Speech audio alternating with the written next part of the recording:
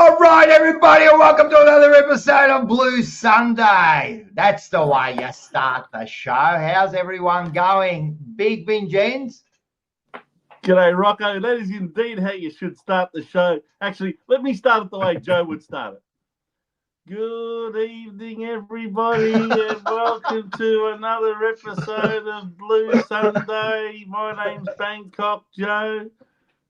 That's it. How are you, Joey? If he's watching, what is it, about 3 o'clock in the morning over there or something? Probably, yeah. He's over in America watching the Aussies lose yesterday, 2-0, unfortunately. But he's having a good time, bud. He's having a good time. And David, how you going, mate? You must be on top of the world watching those Blues. Take another Always good. this week. Always better when your team's winning than losing. But it was a good result. I think we thought they could do it. So good on them. I'm really proud of the way they're going. 100%. And look, we got heaps of people in the chat already. I mean, they've been in the chat since 6:30. David Thomason is in there, and we got Stuart McQuay, I reckon, was in there at 5 o'clock, and you got big ALR, which is Alexandra, is it? And Alessandro. That's right. Yeah, we got. I saw Lana Owens yesterday with Joe at the Sporting Globe. And mate, the Sporting Globe was pumped. It was full yesterday. We had such a good time. It was really good in there. It was absolutely packed in there. So it was a really good. So everyone in the chat, hello, and we'll get to everyone. Before we do, let's make sure we thank our sponsors. Hey, the General Chicken Co. down at McLeod. Let me just take off this thing down in McLeod. Make sure you get down there. You see Nori, mate. He's got I'm telling you now, it's not because it's him, but it is the best chicken in the business, man. I'm telling you, it is so delicious. So get down there, Sam. I'm sure he'll look after you. And wait a sec. Can you hear that? Can you hear it, Vince? No, I can't hear it. General Chicken Co. Let's go. General Chicken Co. Let's go. Hot and fresh, ready to roll. McLeod's favorite. Let's go. General Chicken Co. Let's go. General Chicken Co. Let's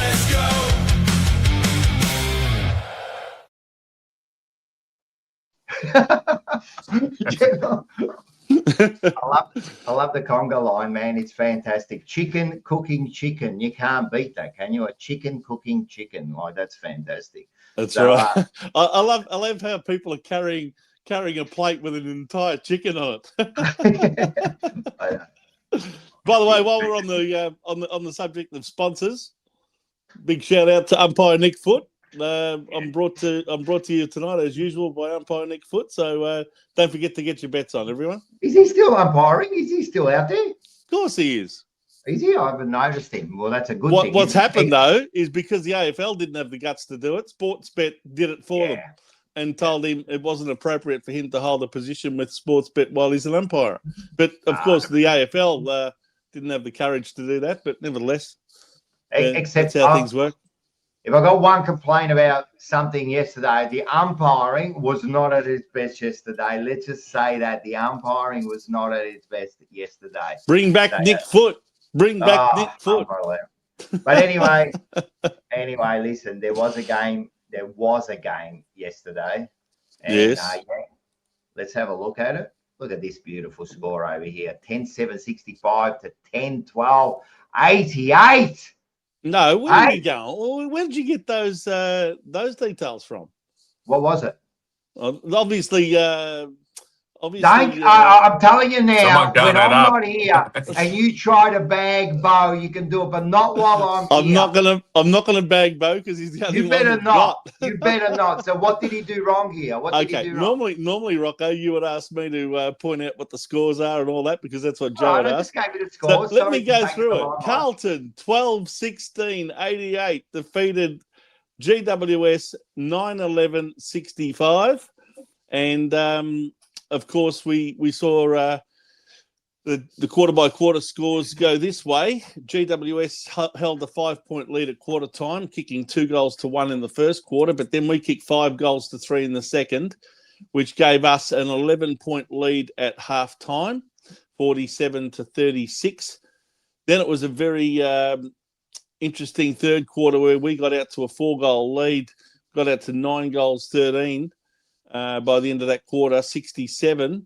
And GWS were on 5 goals at one stage and looking like they were languishing 4 goals behind us. But then they kicked 4 in a row to go 9-7, 61 by three-quarter time. As a matter of fact, they matched it with us on 61 points each just before the three-quarter time siren. And then Sam Walsh, of course, kicked that really important goal right on three-quarter time to give us a 1-goal margin at the third break.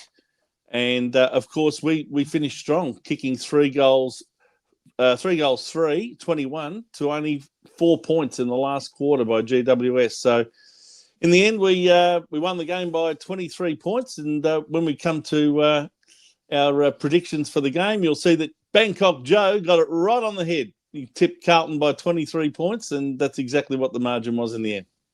100%. Now, goal kickers for Carlton.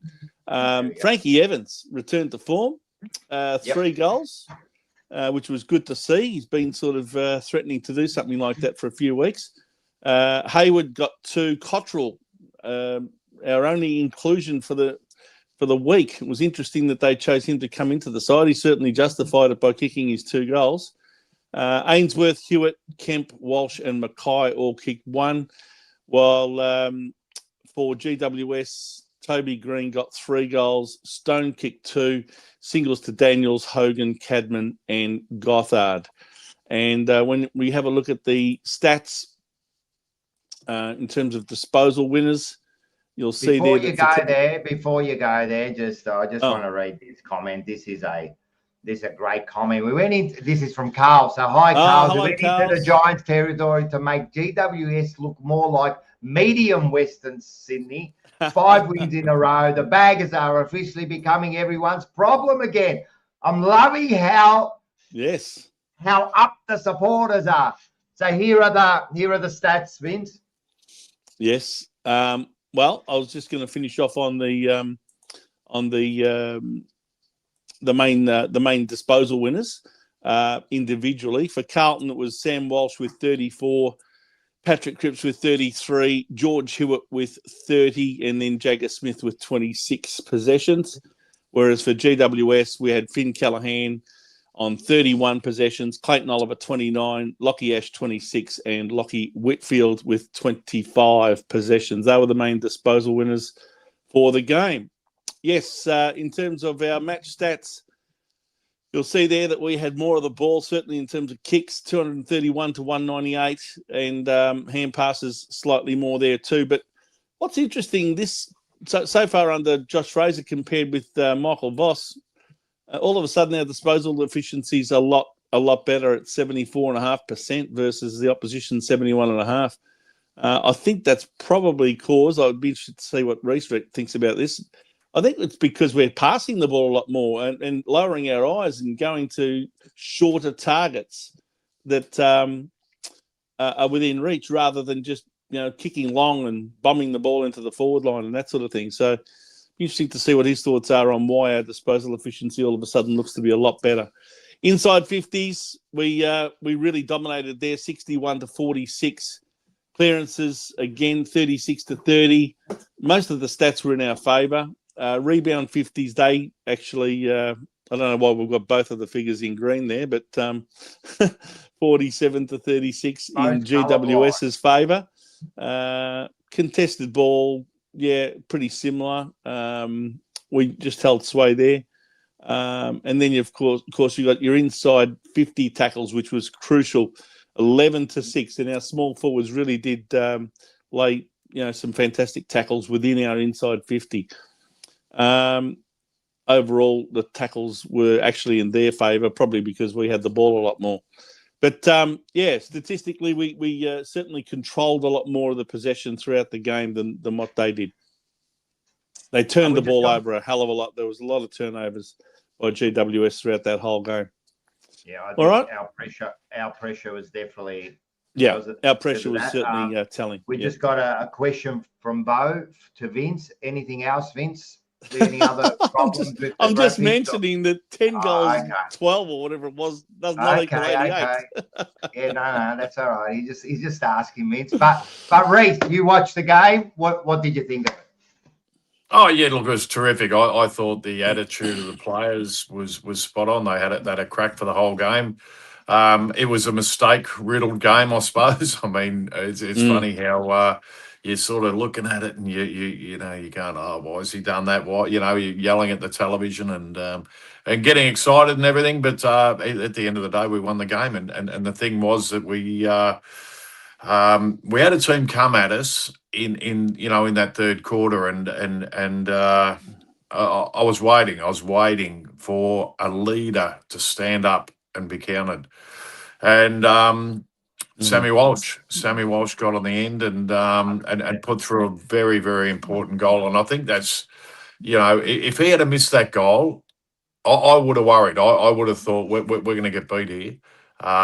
He kicked that goal, and you just had that feeling that we're going to win this. We're going to win this. And even though they were coming at us and coming hard, and they're a very good team. They've beaten some good sides this year, and they've been up around the 8. And but then they've been beaten by West Coast Eagles. I mean, they've been beaten by lesser teams this year, so they're vulnerable. They got a lot of, you know, a lot of injuries. They've got a pretty long injury list, but no excuses. They had a pretty good team out there, and on paper you would have said it was probably better than ours, and most people would have expected them to win. No, they go into the game favourites, but very proud of the way our players just persisted and never stopped trying, and I think the Billy Wilson rundown in that last 30 seconds of the game really Amazing. typified that typifies the attitude that the players have all got. And now it's easy to let a player run off at that stage of the game, but you know, it just shows the commitment that the players did have, and it was good to see that they didn't go into a negative space when a good team was coming at us, but. I thought our leaders were once again fantastic. Cripper, Walshy, Georgie Hewitt, you know, our best and fairest winner from last year. I thought he stood up and had his best game for the year. Yeah, I mean, no Wiedering in the back line was a worry. I mean, you've got to give a lot of credit to Dirksen back there. He did an amazing job. You know, Hogan's a very good forward, and you know, normally against the lesser teams, he seems to bang on a heap of goals and string of the same. So we're able to curtail there. You know, they had some real weapons down there, and Cadman, I like Cadman. He's a good player, and you know, Harry Dean did a great job on him. So full credit to our backline. But in saying that, the pressure we put on upfield, I thought was fantastic. They didn't get any easy, not too many easy run through the middle type of, you know, where they were able to really expose us and open us up. I thought the pressure that we applied to them through the midfield was fantastic, and that's what made it a lot easier for our back line, and helped us a lot. And blokes like Ainsworth and Hayward are really starting to, you know, find their feet in the team, and it does, as I said, you know, I've said through the course of the year, it takes time. It does take time to get the feel for everything, and it doesn't just work overnight. So yeah, those guys are really you know, consistent producers out there, and very important for us now, and you know, we're starting to get used to how they play, and they're getting used to how we play, and we've got a group of kids out there who are doing a fantastic job. You know, Jagger Smith, he very smart footballer, very smart footballer. He very quick to make good decisions, and you know, it's going to be a great, you know, next 12, 15 years watching that young fella run around, because he's going to be a real star, and he's going to get better and better, and you know, as he gets more more experience and more confidence, and probably packs a little bit more weight on as well, is going to help him. Yeah, 100%. it's, all things good, and but particularly pleased by that, the young fellas, and the pressure we applied was what was a real key to it. That's what won us the game. We just had. We're at them the whole time. They didn't get too many easy kicks. We just were at them. So kudos to the coaching staff and the players, and they got a good result going up there and winning.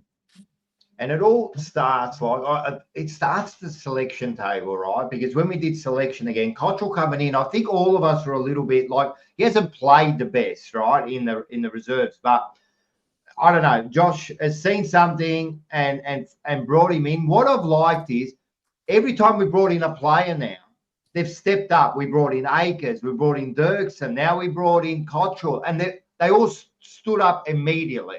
Like immediately they've played their role. And I don't know, that tells me something. That tells me in the selection integrity, and when he's bringing the players in, they're wanting to, play for the coach or make sure they don't let the team down.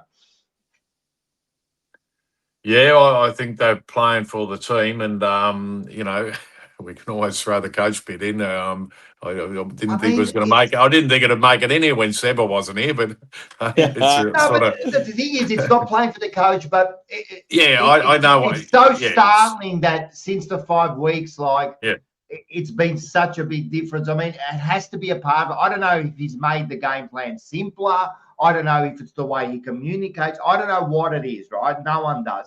But it's definitely part of what's been happening in the last 5 weeks.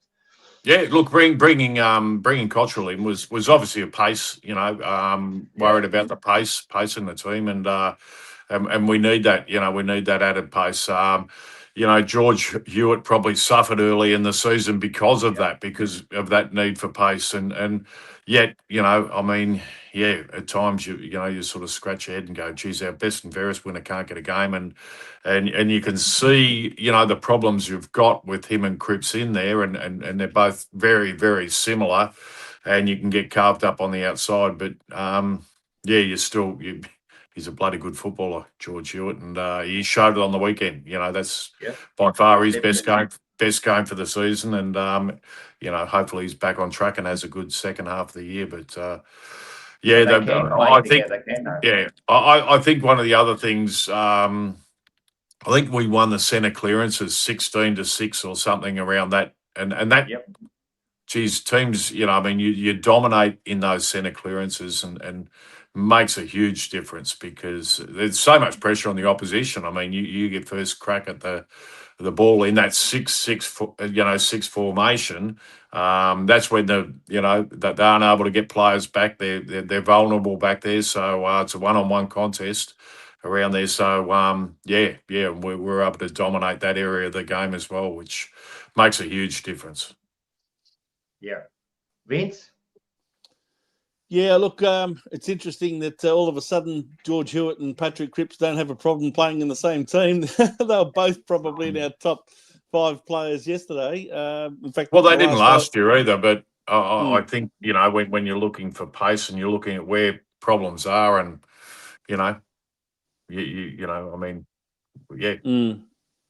Yeah. Look, I think it's been incredible, the turnaround in this team, because we were almost waiting for those 15, 20-minute patches in the first 9 weeks. We were waiting for that patch in the game where we were going to concede 4, 5, 6 goals in a row, and they happened every single week without fail. And in a lot of cases, in fact, most cases, those 15, 20-minute patches cost us the game. We've spent a lot of time in front in a lot of our games, but it's been those patches that have cost us games. But those patches don't seem to have happened, or certainly not that I can recall, in the last 5 weeks. And all of a sudden, when we were challenged there at the end of that third quarter, we had a 4-goal lead, and they pegged it back, kicked 4 goals in a row, and tied up the scores at 61 each. You would have expected in the first half of this year for us to wilter and to basically throw in the towel, but yesterday they they managed to turn it around and get back to 4 goals in front again by the end of the game. So I think it's a testament to this group's resilience now and belief in each other and belief in the game plan that they now have. And obviously the coach has been a big part of that. So, it's amazing how often it happens with interim coaches. I just wonder if and when the bubble will burst. I hope it doesn't. But, at some point you would think we're going to suffer a loss between now and the end of the year. But who knows? Could this be another one of those scenarios like 3 years ago where I heard reports, in fact, that the players got together and asked, I think there was the leadership group asked the rest of the team, what do we want to achieve over the rest of this season? What are we playing for? And I think they've made a bit of a pact to really go for it and see if they can make the finals. And at the moment, they're riding the crest of a wave of momentum that doesn't look like it's going to stop anytime soon.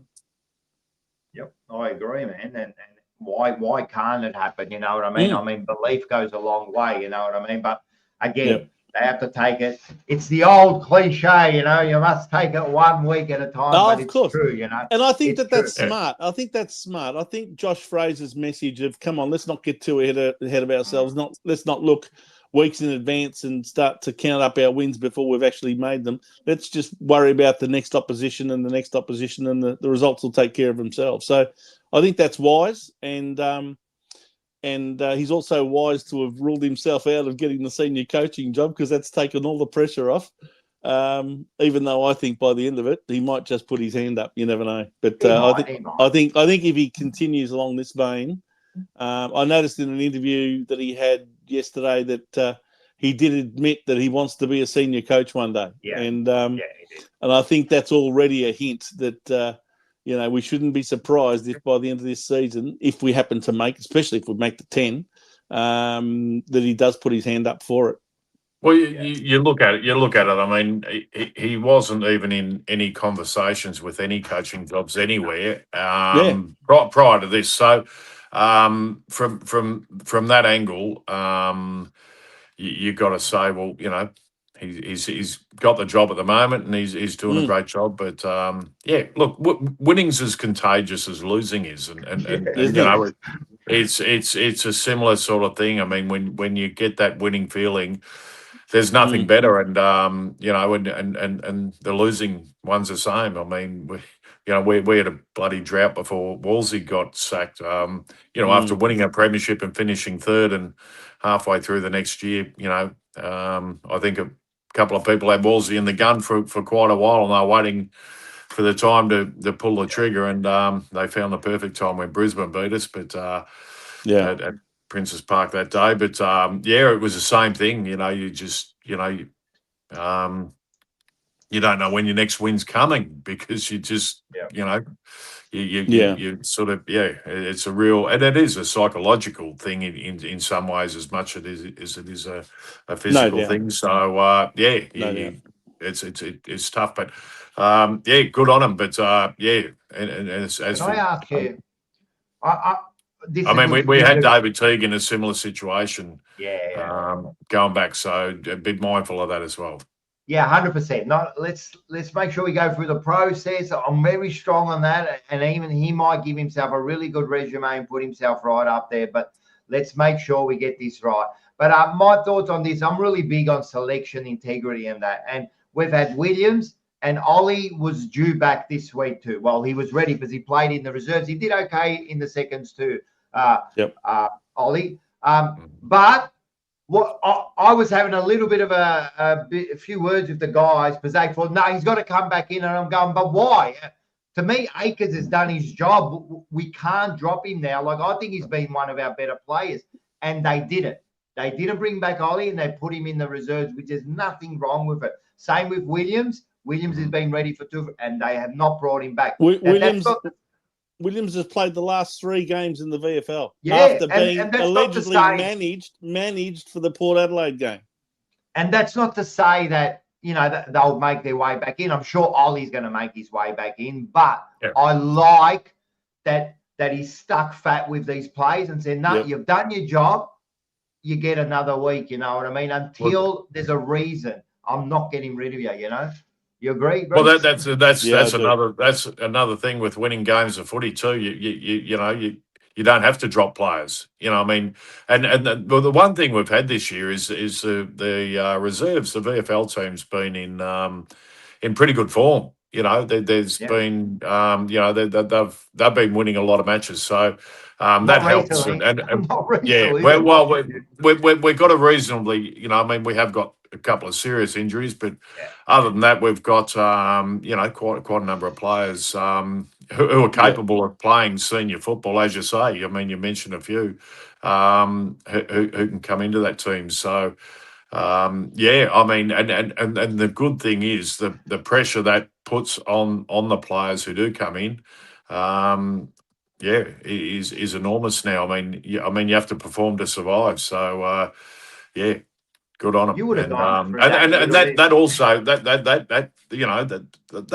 mean, there'd be younger players in that team who'd be realising that Zach Williams is. I mean, Zach Williams, I think, is on 1.2 or 1.3 million this year, isn't he? It's a back-ended contract, I know, Yep. but 1.4.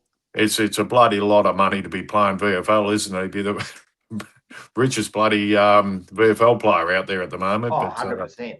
100%. But you but would have that's been pretty good too. that's it. That in some ways is great. Is Yeah. great that I mean, they're looking at young players are looking in that team saying I'm holding Zach Williams out. I'm holding out Ollie Hollins, and I got to I got to produce or they're hot on my heels, so they know they're going to come back in the team at some stage, and I mean, you don't hope for injuries, but sometimes that can be the only way for them to come back in. Mm.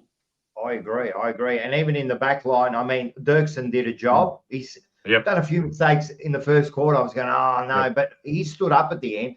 Of course, when Wiedering is ready, he comes straight back in because Wiedering is Wiedering, yeah. But Dirksen's another one. He stood up when he had to. And you know whose spot he's taken? Lewis Young. Lewis Young can't get – Lewis Young used to be that player. Now he can't get into the side. You know what I mean? So it's great signs from these young kids standing up. And as I said, they've come in and they've done their job. That's all we asked for them. They could have they're going to make mistakes because, I mean, realistically, I mean, Dirksen couldn't get a game with GWS. He could not get a game with it. So, I mean, so he sort of had something to prove there as well. And early in the game, he did make some mistakes. He looked terrible at times, but the Lewis Young comparison, I suppose, could have been there. But then again, when Weeders comes back in, someone's got to go out.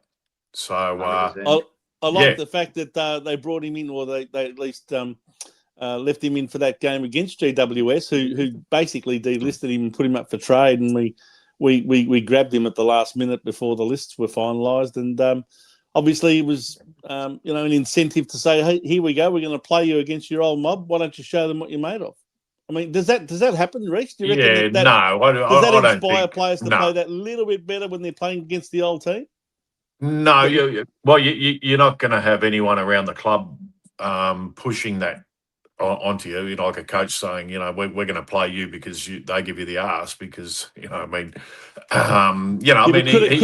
his spot on there. And for him.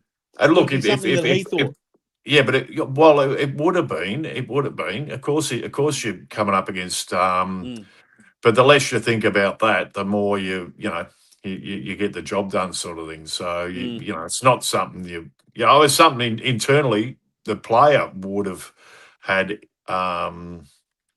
He'd want to prove to them that he can, and I reckon he would have shocked them in some ways because. He did a pretty good job, and I mean the real worry going into the game is the back line without Wiedering, but once again it stood up, and it was the kids, it was Cowan and look, Harry Dean. When I say the kids, and I'm just about to mention the bloke in number 26, Guernsey, Nick Haynes. He was fantastic. He just was really solid back there, and he's another one who couldn't get a game with a GWS, and that's how strong their list is, though. So it just shows that you give players another chance, and you know they you can turn form around as well. I mean, we you know, you're ups and downs of footy, and you know, it's only the superstars who keep getting the ball 30, 40 times a week or whatever it is, and keep doing that. The rest, You know, I can't stop talking about this bloke enough, right?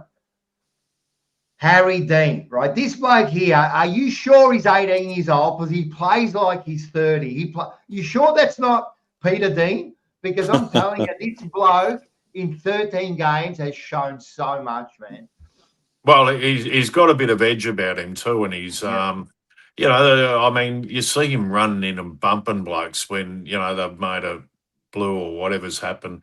He's willing to put his body on the line, and you know, his father was exactly the same. I love playing alongside Deanie because you know he's old man because he'd cover for you, he'd do everything. He you know he was a real true defender, and I was. You know, I played a little bit of my own game out there at times because you know, I suppose I could, but I could get away with it. But yeah, but Deanie was always there backing you up and just a consummate professional. And you know, I was talking to Deanie about him and you know, he said, you know, we sit down on the couch and watch the footy and talk about it and you know, they ride all the bumps and that, you know, this is a kid growing up in a footy household and yeah, and you know, I said, you know, because I actually said to Deanie that sort of love the kid. He's got a bit of shit in him, and we need that. You know, that's what we do need. So 100%. he's got a bit of go on him. If you look right when Toby Green got that 50 metre and then he was running back and he punched. I can't remember who he punched in the gut. Hit Newman. Yep. Hit Newman. And who was the first bloke that ran up to him was Harry Dean, mate. He went straight up to him and he grabbed him. Mate, and the good thing about I think he learnt because a couple of times early in the season he did go up and remonstrate, but he went that bit overboard and give Freeze away. I got Freeze reversed and done a couple of silly things. So he's learning that as well. And it was good to see while he did remonstrate and you know the players throw themselves back because. But he, you know, and then he got up and had it. You know, I mean, Toby Green got up and had a bit of a go back, but he's not going to take a backward step. So, yeah, good on the kid. It was good to see because not enough of that happens. And you know, I mean, you know, I want to see Cripper in there getting angry and grabbing hold of blokes and you know, not first year players, but oh well, if it has to be him, it has to be him. But you know, him and Nick Newman back there. You know, they and even Lockie Cowan over the last few weeks, he's just becoming a lot more harder at it and a lot more confident in himself. And yeah, I'm liking the way he's really progressing at the moment. And yeah, and our back line has been what's held us together. I mean, you look over you know those 5 wins and look, they had it tough over the you know. The whole year it's been tough on our back line, but when you know you look at when you know the first game, for example, we had players running free through the you know Errol Goulden going through that midfield and just pinpointing players and you know that was our midfield forwards not defending and you know, as I said before, that had as much to do. I mean, as much as our backline did a fantastic job, that pressure's got to be on up the ground, and it really has been over the last 5 weeks. Yeah, it's really been good. The other thing is, I mean, there's a million things, right? The other thing is, our big Harry up the ground now in the ruck, roaming around. I don't know. He looks a lot more comfortable. He's getting his hands on the ball. And then when it came to like taking a couple of marks in the 4 line and kicking a goal, like we just aren't focusing on him in the square, kicking 1 goal 4 and getting upset at him. You know what I mean? Like he's been huge to me. I think he's been huge. He's a big difference. And in that last quarter, he was huge. He was huge in that last quarter, taking marks along the wing, kicking that goal, you know what I mean? So he's another one. And that's a bit of a positional change too. I mean, we have tried him there, but it seems to be his role now, part ruckman, run up the ground and then go forward.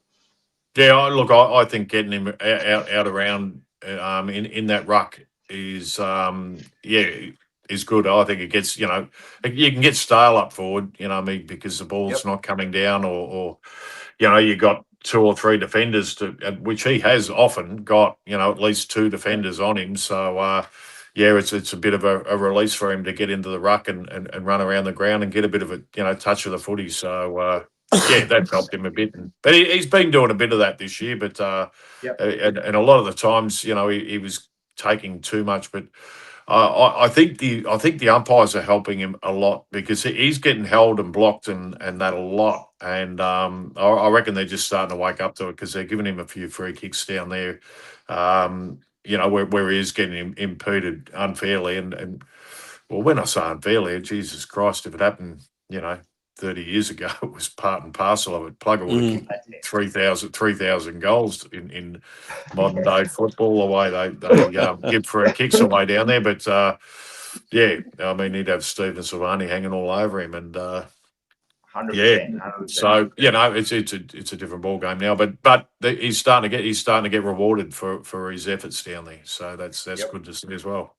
Just on Harry Mackay, I noticed that he took 7 marks yesterday. Played a good game, but I think to some extent he's also been assisted by Mitch McGovern and Brodie Kemp doing their fair share. They almost had identical stats yesterday in terms of, how many kicks, hand passes and marks that they took. Again, Mitch McGovern 5, Brodie Kemp 6. They've made a bit of a difference down there too, so that there's not this total reliance on Harry, haven't they? Even though Brodie Kemp's a bit inaccurate in front of goal. Yeah, well, Kemp, God blimey, I shudder when he's lining up, but but anyway, I think even he does. Well, that's probably why he does. Just kick it over the goal umpire's head is what I reckon. Anyway, too many kicks around the corner and all that sort of stuff. Or no, he just hasn't got any confidence kicking for goal. Harry Mackay had it. He had it. You can turn it around. I mean, that what's the Hawthorn bloke, the Wizard. He, Nick Watson. In his first year, I reckon he missed 10 times more than he kicked, sort of thing. But gradually it'll come, and well, hopefully it'll come because he's going to be important for us down there in the future. And when you do get your chances, especially those easy ones, for a key forward, you just got to put them through. You really got to put them through, and it was like that one Walshy had, coming into the siren had blown, and it's an important kick. You just got to kick those ones, and lifts the whole team no doubt quarter time, doesn't it? Well, it does. It lifts everyone, and you've got the opposition coming at you 100 miles an hour. And as I said, if he'd have kicked the point, I would have been worried going into that second half because they would have been the ones up and going, and we've got this mob, we got them sort of thing. Got them on the ropes, and they miss an easy goal, coming into. So the momentum and momentum's a big thing, and that would have been all with GWS had that goal been missed. So that crucial factor in the game. We saw the small forwards too, Reece. They tend to swap it around one week after another. I mean, Taylor Byrne and Jack Ison were relatively quiet, but Frankie Evans stepped up yesterday and chipped in for 3 excellent goals, I thought. So good to see at least one of them contributing on the scoreboard. But I'd like to see Ison doing a bit more. I think he's sort of he could be under the pump a little bit at the moment. He's got to get a bit more of the footy, and he just doesn't seem to be chasing and doing those little things that he was doing, in his early games. So. I'm worried about him, but I was going to say that he might be up for a spell in the VFL soon. You know what I mean? Because his last few games have been very poor. I think he had like 5 possessions, 3 of them were turnovers. I mean, at the end of the day, he's still a young kid, so if he goes back in the reserves, it's no big deal. You know what I mean? We can just bring someone else in. So, and even is it Byrne? I think Byrne. Taylor was a Byrne. little, he was a little bit quiet too. Again, you know what I mean. But the good thing is, like you said, Frankie Evans stepped up and kicked his 3 goals. You know what I mean? So the other thing with Taylor Byrne though is you see him doing those other, you know, the chasing, the tackling, little things, and the other stuff. Yeah, you don't see Ice doing that. So I think they showed some vision of Taylor Byrne yesterday, running like there was no tomorrow, to chase down GWS players that actually had the ball and put some real pressure on the ball carrier, and it turned the ball over. And I think that was exactly why he's valuable in that forward line. It's not just the tackles you put on; it's also just the pressure on the ball carrier so that he disposes of it in a hurry. And if he hasn't got a target up forward to kick it to, all of a sudden it turns the ball over. So I think you're right. Jack Ison needs to do more of that. Taylor Byrne's doing a lot of it. And from what I saw I didn't see the reserves game, but what I saw in the stats there is Ashton Moyer had 20 possessions. And very First similar time types in weeks. very similar types of players though. You know what I mean. I mean they'd be vying for the same spot. So I'd be worried if I was Jack Ison at the moment. No, I would begrudge Ashton Moyer coming in because they're both very talented young players, but they've got to realise that they got to do a lot more, and it's not just kicks and handballs and everything. I mean, you got to be chasing, you got to be tackling. And Ison sort of showed he had that tackling, and he's getting in, putting tackles on that, in his early days and getting rewarded. But just seems to have dropped off a bit. Yeah, dropped off a little bit, and a step back into the VFL and watching Ashton Moyer in there and putting it on Ashton Moyer and saying, "Here's your opportunity," And but there's nothing wrong with that, is there, Reece? I mean, even in your day, I mean, they often used to bring in players. It happened all the time. For 3-4 games, and then they dropped them again. Yeah. Players, and that I think we've talked about Carlton and their the selection integrity for quite a while now,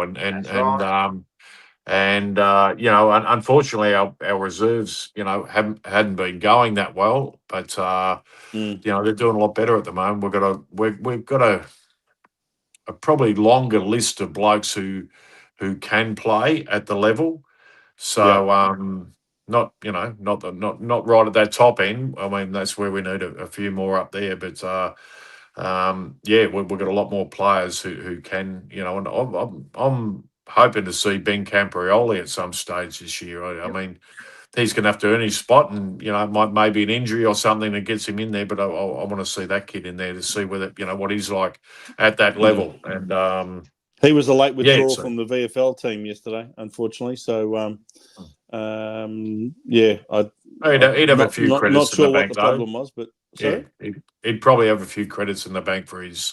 You'd like to think he's going to get an opportunity before the end of the year if his form continues to be what it has been in the VFL. I think he probably deserves the opportunity. Flynn Young was dropped in favour of Matthew Cottrell. I'm not sure what sort of a game he had in the VFL, but again, relatively young and inexperienced player that should expect to occasionally get dropped back to the reserves to find some form and get some more of the ball. For too long, we've had blokes who've just been accepted, as senior players, and the just get an automatic game. Yeah, exactly. I mean, even Adam Sard's been in the reserves a bit like Zach Williams the last 3 or 4 weeks, so he can't seem to get back into the senior team, and he's playing reasonable football in the VFL, but you wouldn't say he's smashing the door down to get back in. No, and I mean, I think his best days are probably behind him, but still, he's putting pressure on players in that team at the moment. I mean, they realise that there's some blokes who've been around for a long time and quality footballers over their time who are wanting to get back in there. So that makes a Lockie Cohen go that little bit harder and.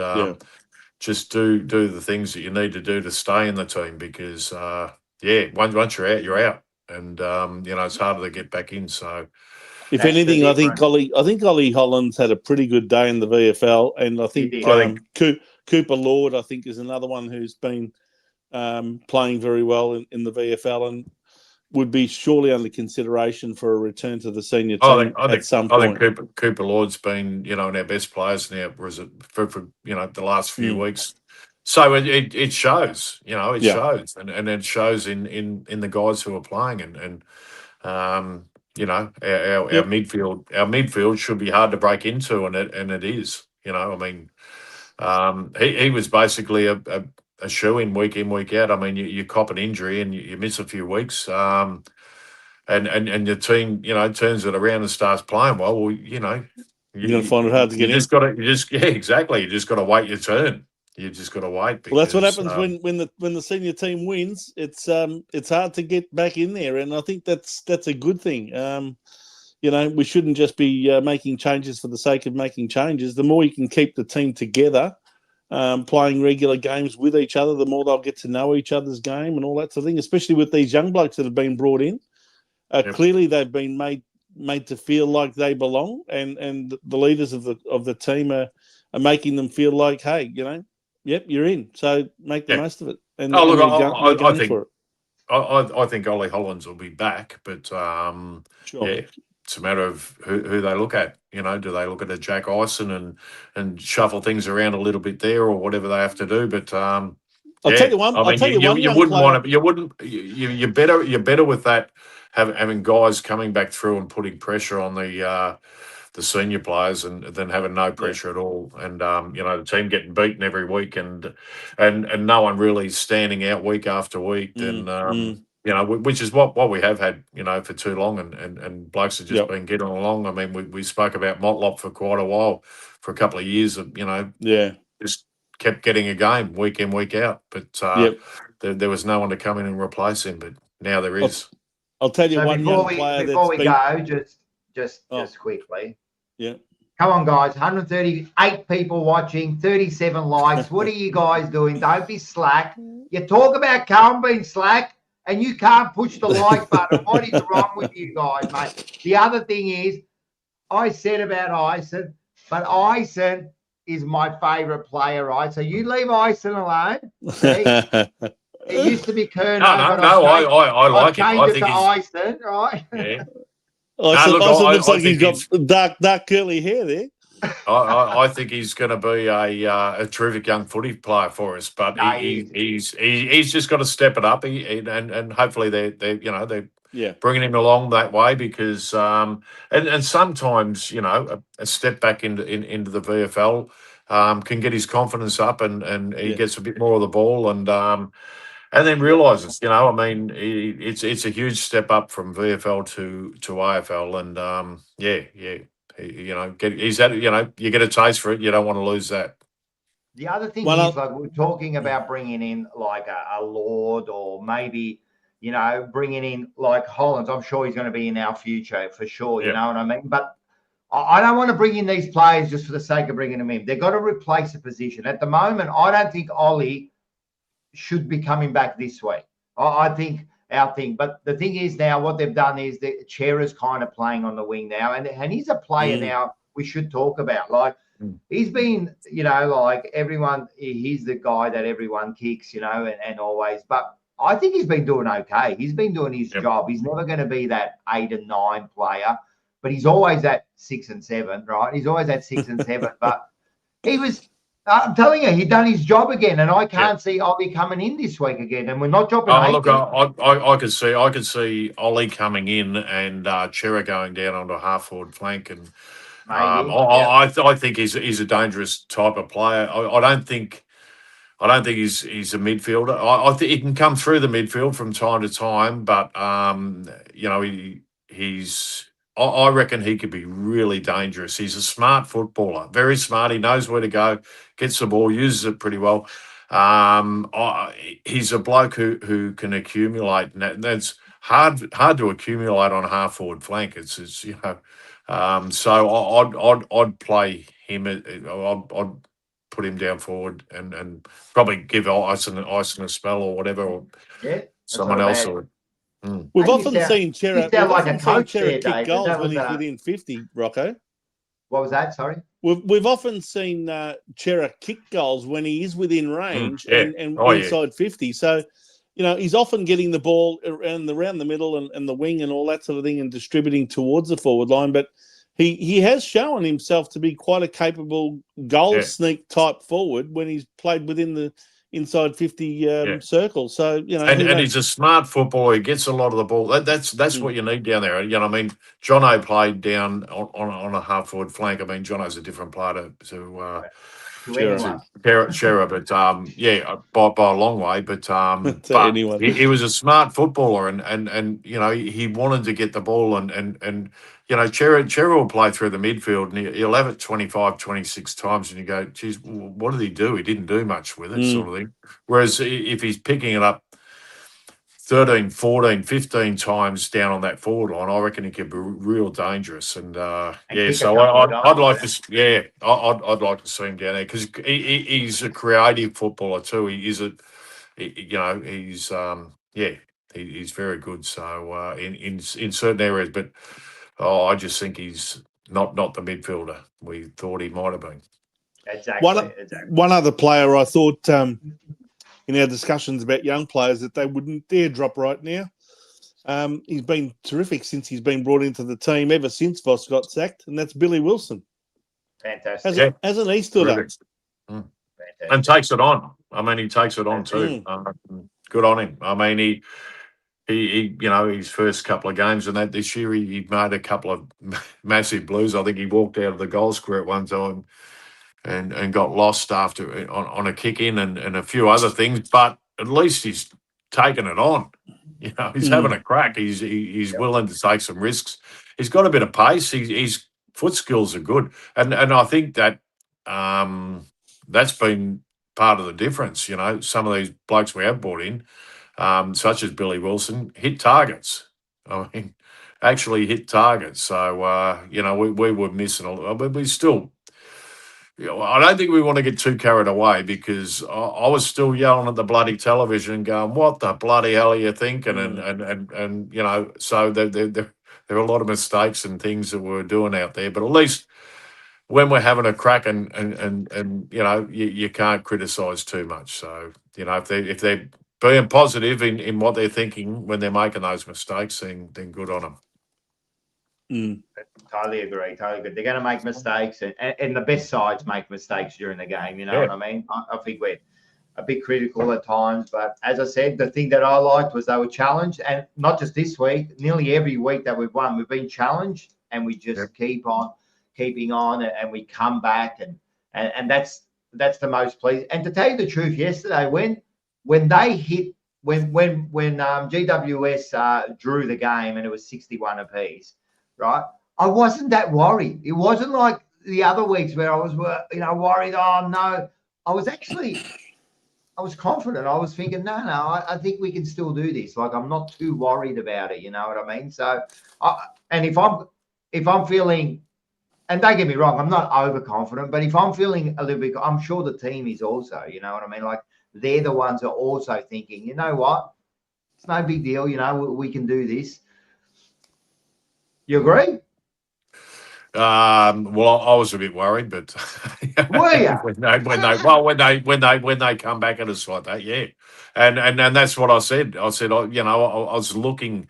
You're looking for someone to come in and stand up, and it had to be one of our leaders, and it was Sam Walsh who come in and kick that goal. And as I said, you know, if that hadn't happened, I would have, you know, even if he had missed, you know, I mean, all the players would have got around him, but they wouldn't have been as joyous. They wouldn't have been as excited. They would have got around him and felt for him, if you know what I mean, and felt for him because he missed it and everything else rather than being excited and energised. And, they would have gone into the huddle completely different. So, and you know, and the opposite would have happened with GWS. They would have gone in there buoyed, knowing that they've, you know, they're staging a comeback and they could see a few cracks. You know, that's little things can just mentally, do things. So So he kicks that goal. He was, yeah.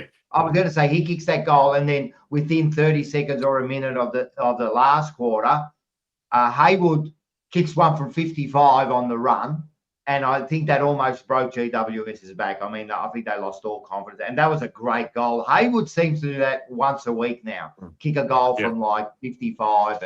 And the other person, I'm not worried about him. I think he's been off in the last 3 or 4 weeks. Is our ruckman, Pitto. He hasn't been.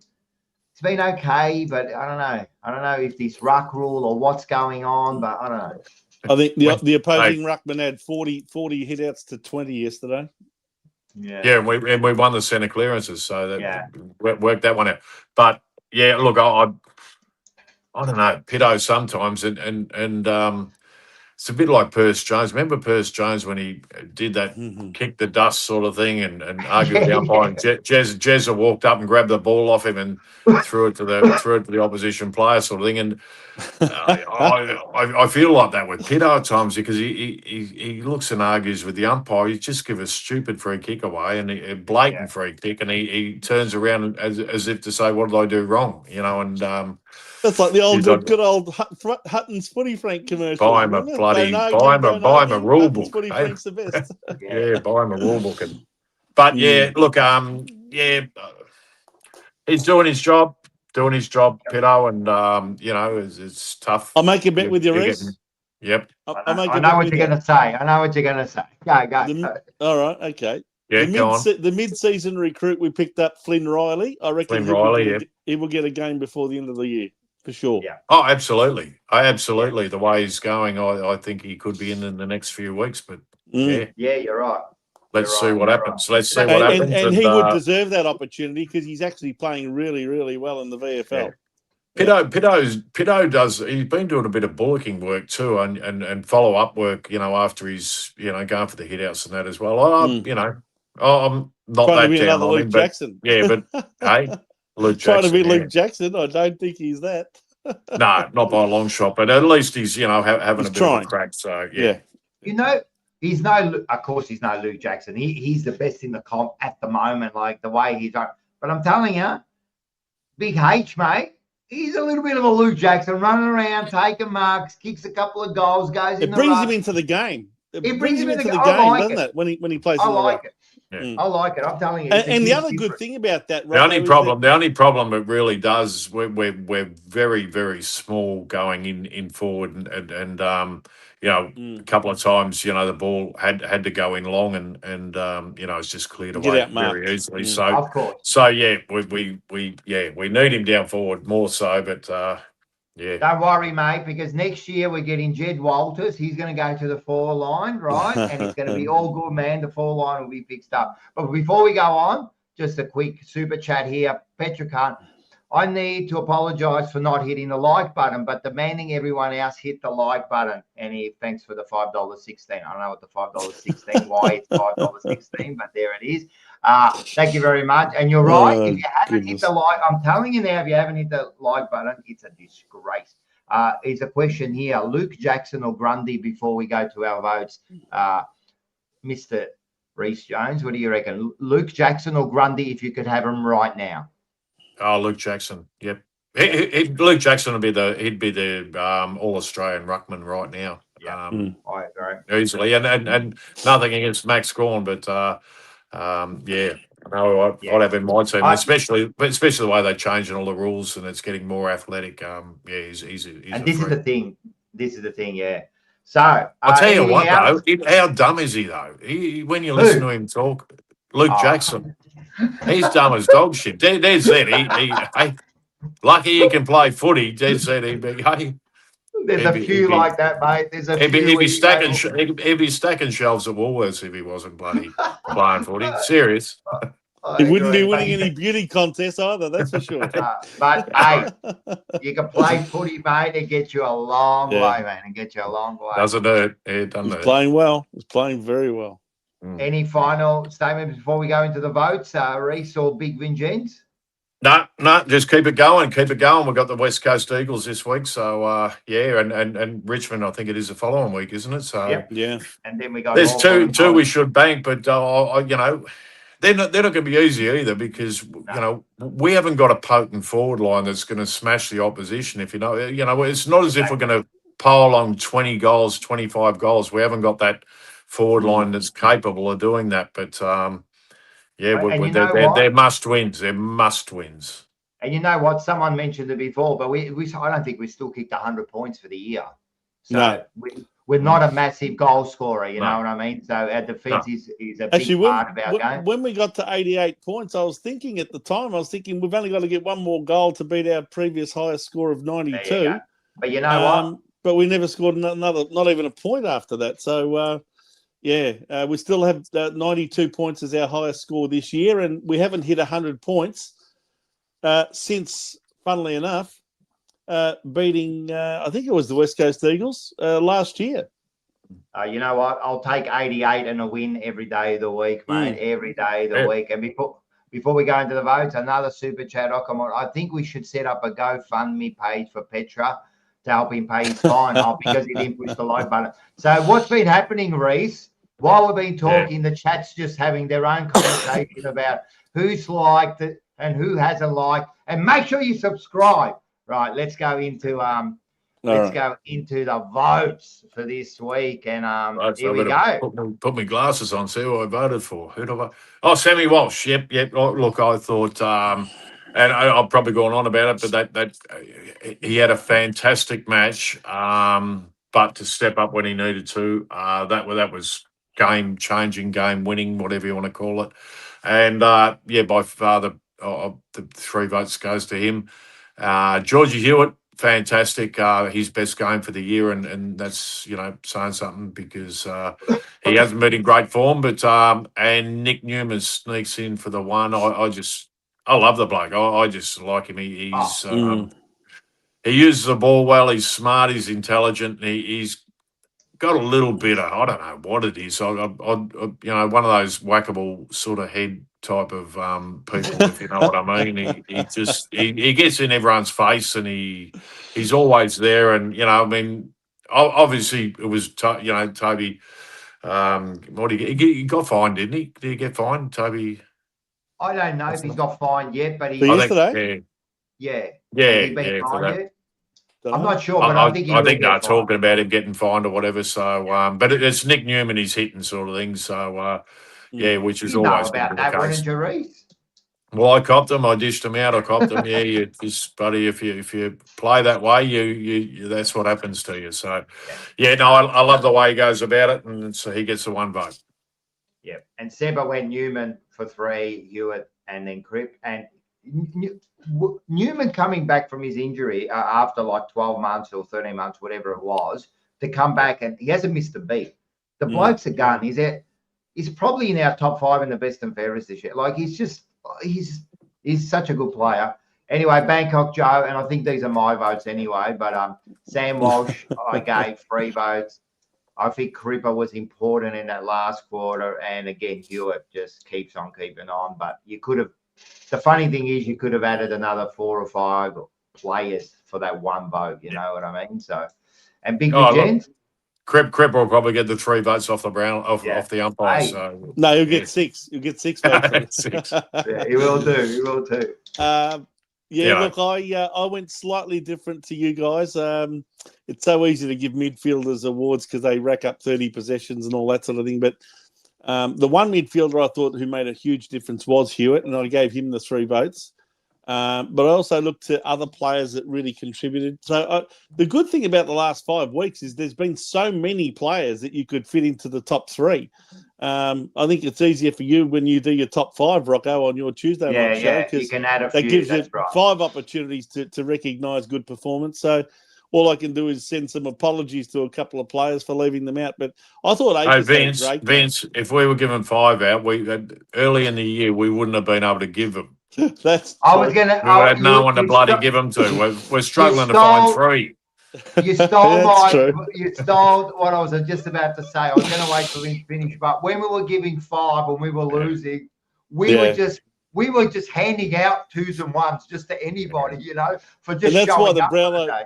and that's why the Brownlow is so terrible, because they often give votes to players that don't even deserve it in a terrible game.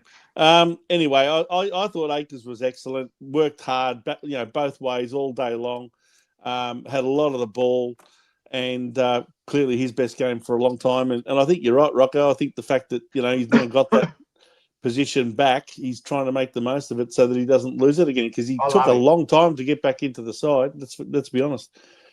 And Newman, for all the reasons that you guys have already said, very reliable down back. And I thought, you know who else I was tempted to give the one vote to? Someone who only had, I think, 10 possessions for the game.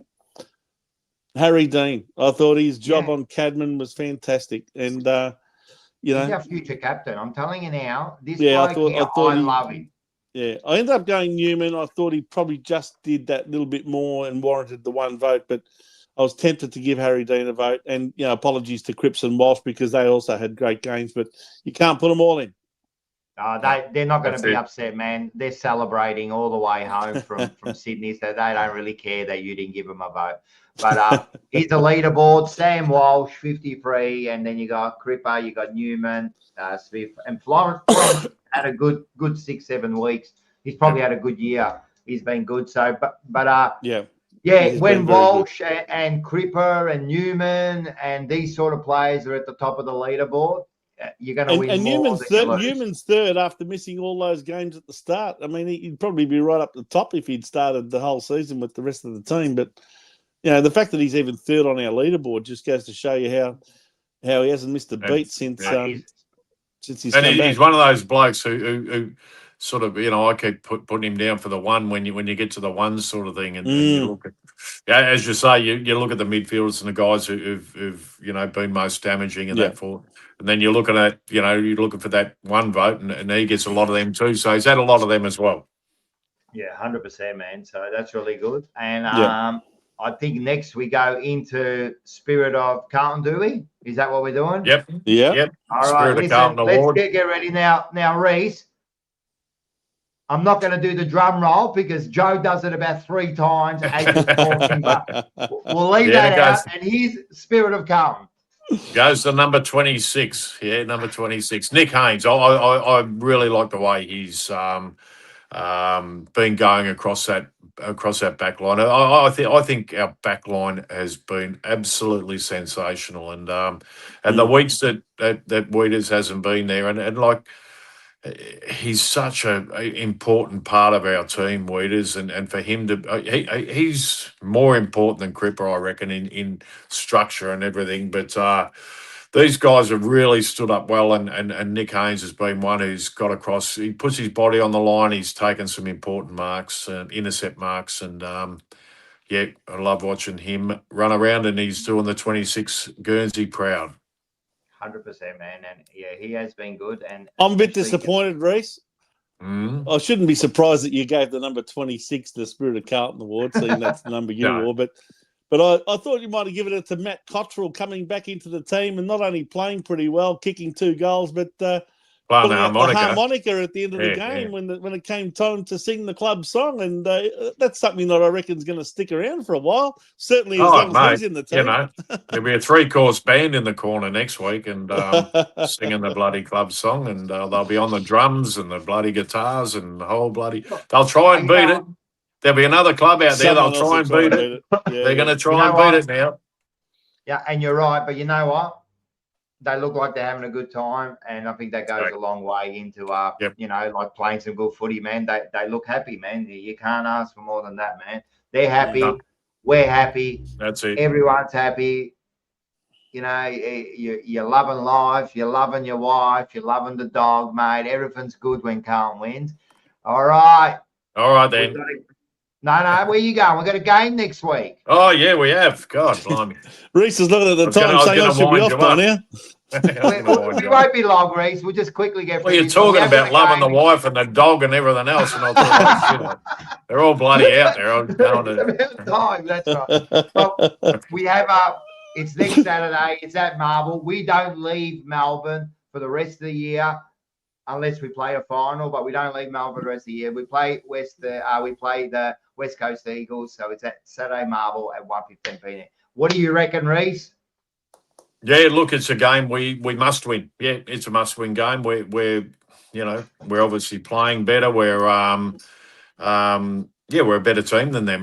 The danger is what we come up against when we come up against Essendon. You know, instead of being the hunters, we're the hunted now. So we've got a different mindset where it's a game we're expected to win, and hopefully the players accept that and the responsibility that goes with it, because that's what you have to do. You have to when you're expected to win, you have to win.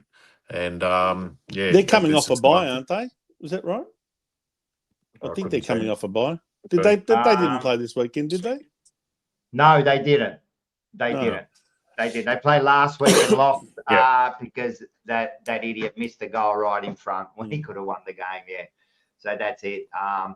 So we got the game. Well, they showed against Collingwood, that game when Pendlebury was breaking the record and all that. They proved that they're not just coming down to make up the numbers. They can play some decent football when they put their minds to it. So I don't think they'll be easy beats, but yeah, they beat GWS early in the season. So I mean, it was it's gonna be good. We all sort of said we should flog Essendon, and that was a battle. That was a tough struggle, and the bye came at a good time for us. If you haven't got the weapons to be able to put a big scoreboard total on, which we haven't really, then it gives every team a chance. It gives them a 100%, chance. 100%. And we're going to most likely Wiedering will come back because the coach did say that he did train this week. He fully trained. He's going to have a full week of training next week, and he'll be ready. So he'll come in for Dirks and 100%. So it's pretty much, and I don't think we got. Akers looked like he hurt his shoulder again, but he finished off the game. Akers hurts his shoulder every week, right? And he comes back. So I think he should be right, yeah. So that's good, yeah. So we got next week's tips. So Vince has just gone flat out, mate. We're going to smash this team. What do you reckon, Vince? Well, I know Reece reckons we haven't got the forward line to win by a big margin, but I've decided to go. Well, put it this way: in the footy tipping ladder, I need to make up some points on the others. So I'm hoping for a big win. It's the only way I can get back at them. But look, I think our midfielders also need to start scoring goals as well. I don't think that they are currently doing that enough.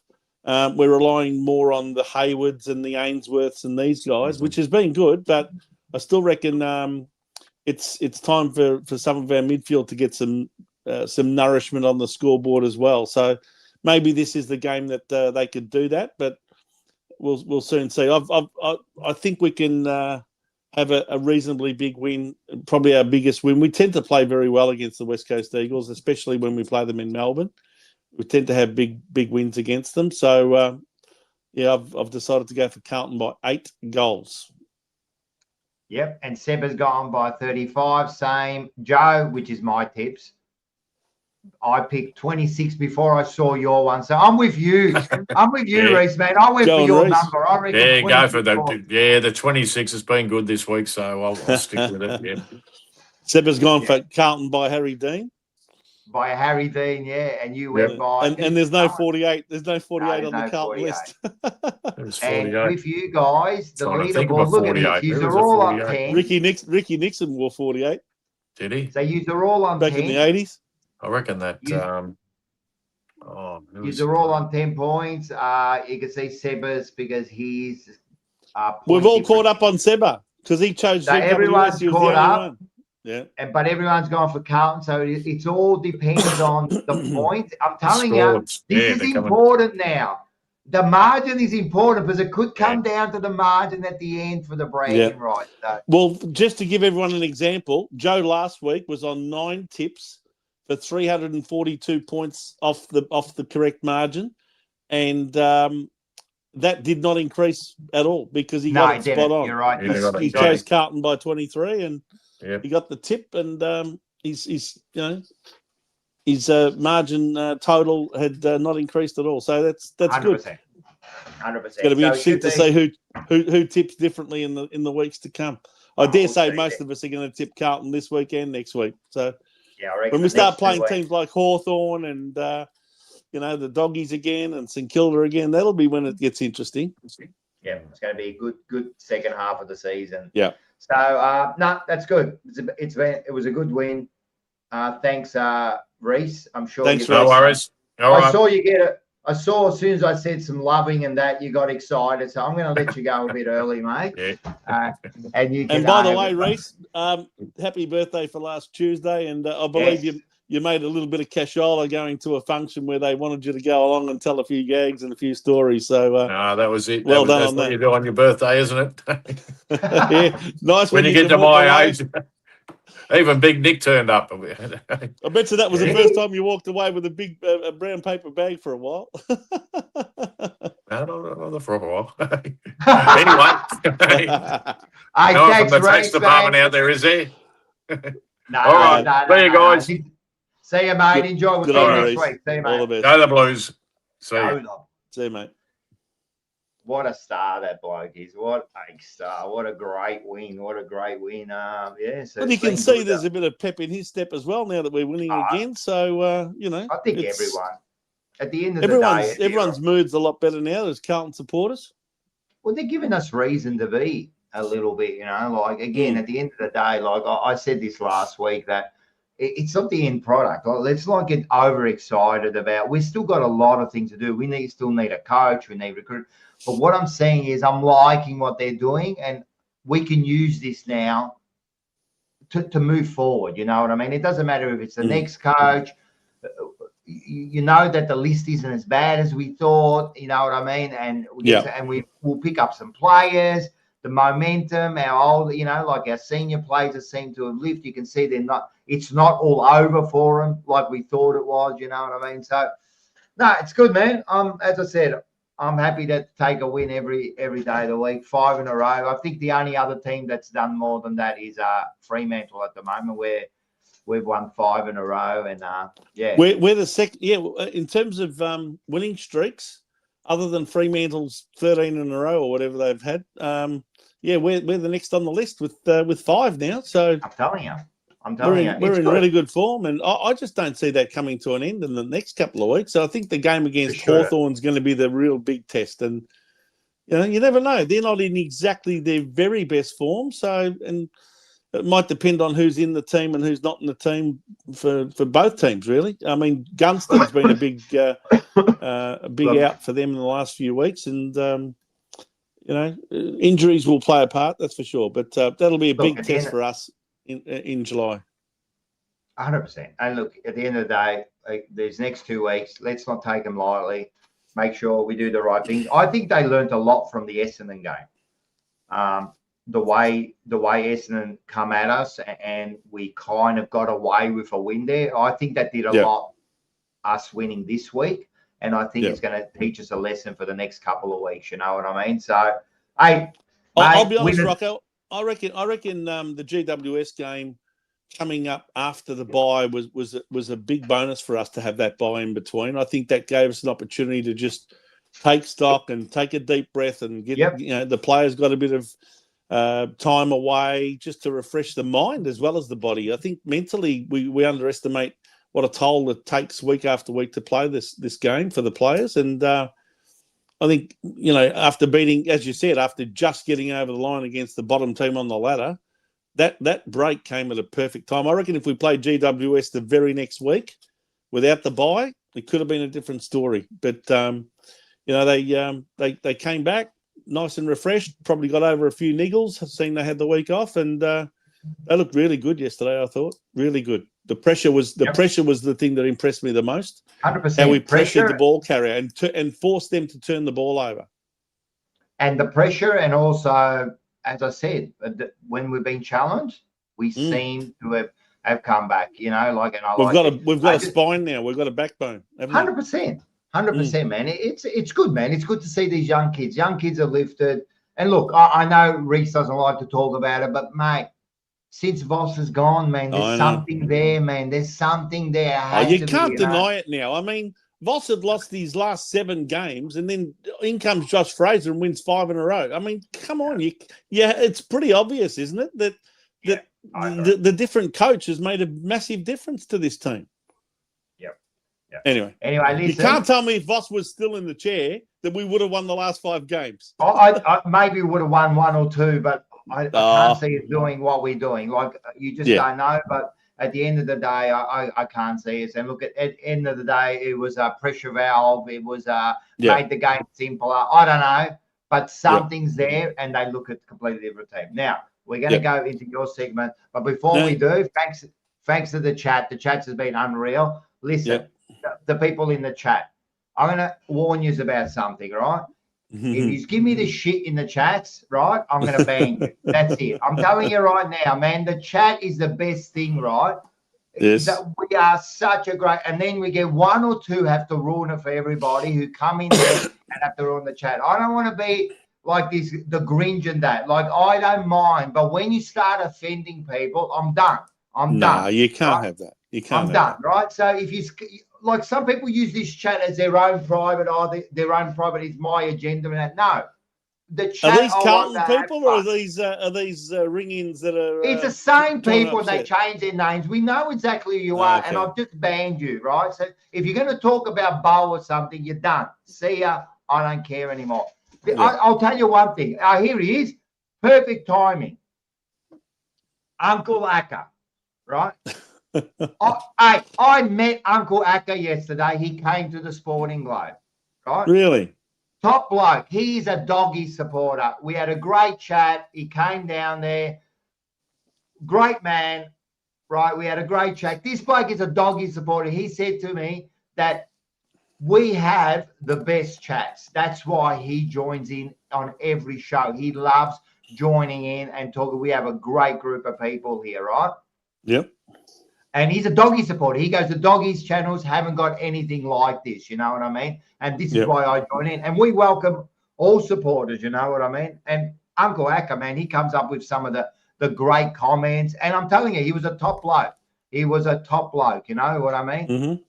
And here we have one of our favourites that, you know, like he's been surfacing lately. And I'm actually going to give you a call because I haven't spoken to you a while. But Ork, thank you for the $79.99. No need, mate. Back.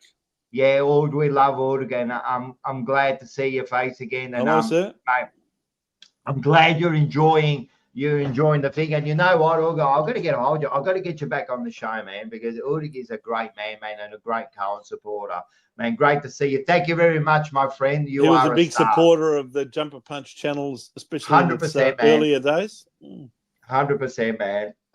Here he is. Everyone's giving him love now. Like, the holy moly legend. He's a legend. We love him. And also all the chat. We love the chat. I'm telling you, the chat is the best part of this thing, man. Their own. Before, when you were talking, they're having this own conversation there.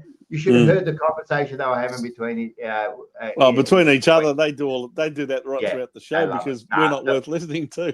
No, we got the best. And I'm telling you again, yesterday at the Sporting Globe was unreal. It was packed, right? And the atmosphere, of course, was great because we were great when you win.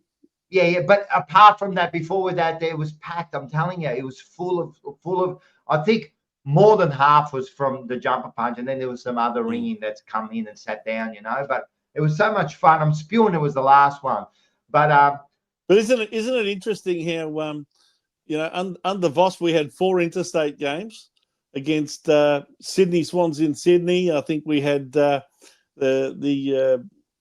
gather round game against the Adelaide Crows, and then we had. Of course, a game against Fremantle in Perth where we lost, and also Brisbane Lions, which was his last game in charge, and we lost that. And then along comes Josh Fraser. We've had our last 2 interstate games, and we've won them both against Port Adelaide and now against GWS. So it's amazing how the interstate games can often be a barometer for how the team's going. Yeah. And Lana, great to see her yesterday with her mum, Jo. Mum's looking great. Come down, watch the whole game. Lana brought her service dog. Beautiful looking dog inside the Sporting Globe, enjoying the Blues winning. So I'm telling you, I really enjoyed yesterday. So I hope everyone had a great time. But you know what? We'll organise some more stuff and we'll make sure we get together, all of us. Now before we go on to my segment, can I just remind you, because you've probably forgotten, as Joe often does, that we'll quickly go through the results of the other games in the ladder, and then I'll get on to my segment. All right, go talk about it. No one cares about the other games. All right, let's go. 7 games for the round, as usual, around this time of year. We saw a great game between Fremantle and Geelong back on Thursday night. Fremantle ended up getting up. I mean, this is really a sign that they have, I guess, made the grade in terms of winning those close, big matches against top teams. 99 versus 90, and they kept their 13-game winning streak now it is. They kept that going, and they're on top of the ladder, doing very well. Gold Coast against Hawthorn, well, they were expected to do a lot better at home, but they faltered again, the Gold Coast, losing by 16 points to the Hawks, 113 to 97. They're certainly not looking like the same team they were last year. Another big game between Adelaide and Melbourne over there at the Adelaide Oval, and I think they were both on 62 points each at one stage in that last quarter, and Adelaide kicked the last 2 goals, 5 of the game to run out 17-point winners in the end over the Demons. So that was a good game too. Of course, our game in Sydney, where we won by 23 points. Then last night we saw Collingwood get over Port Adelaide, who were just ravaged by bad injuries to key players. Collingwood winning by 26 points in the end. And today, of course, we saw North Melbourne defeat Richmond by 25 points at the MCG, 73 to 48.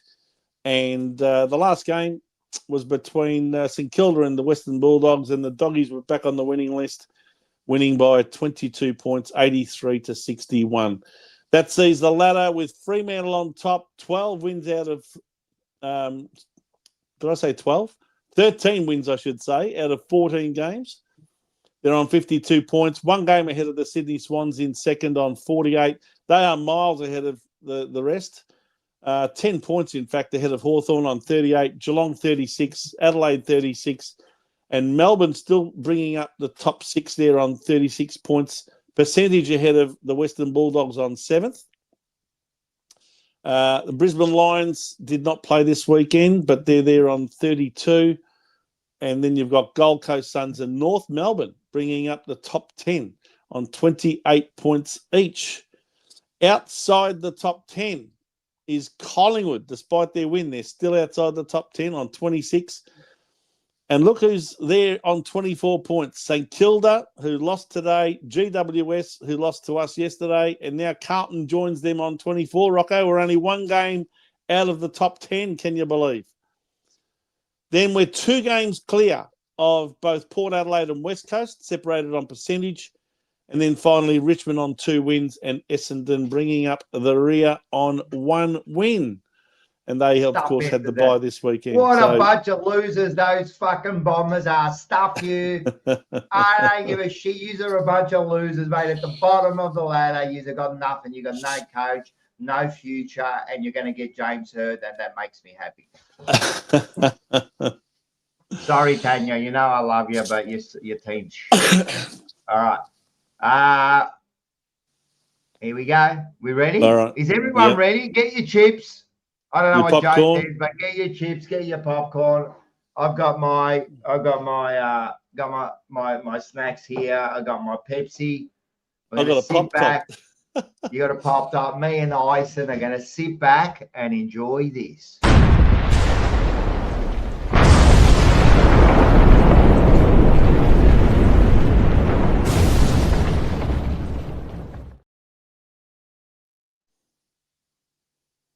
Actually, Tanya hates that. Tanya hates that shot of me. She reckons it makes me look like the devil.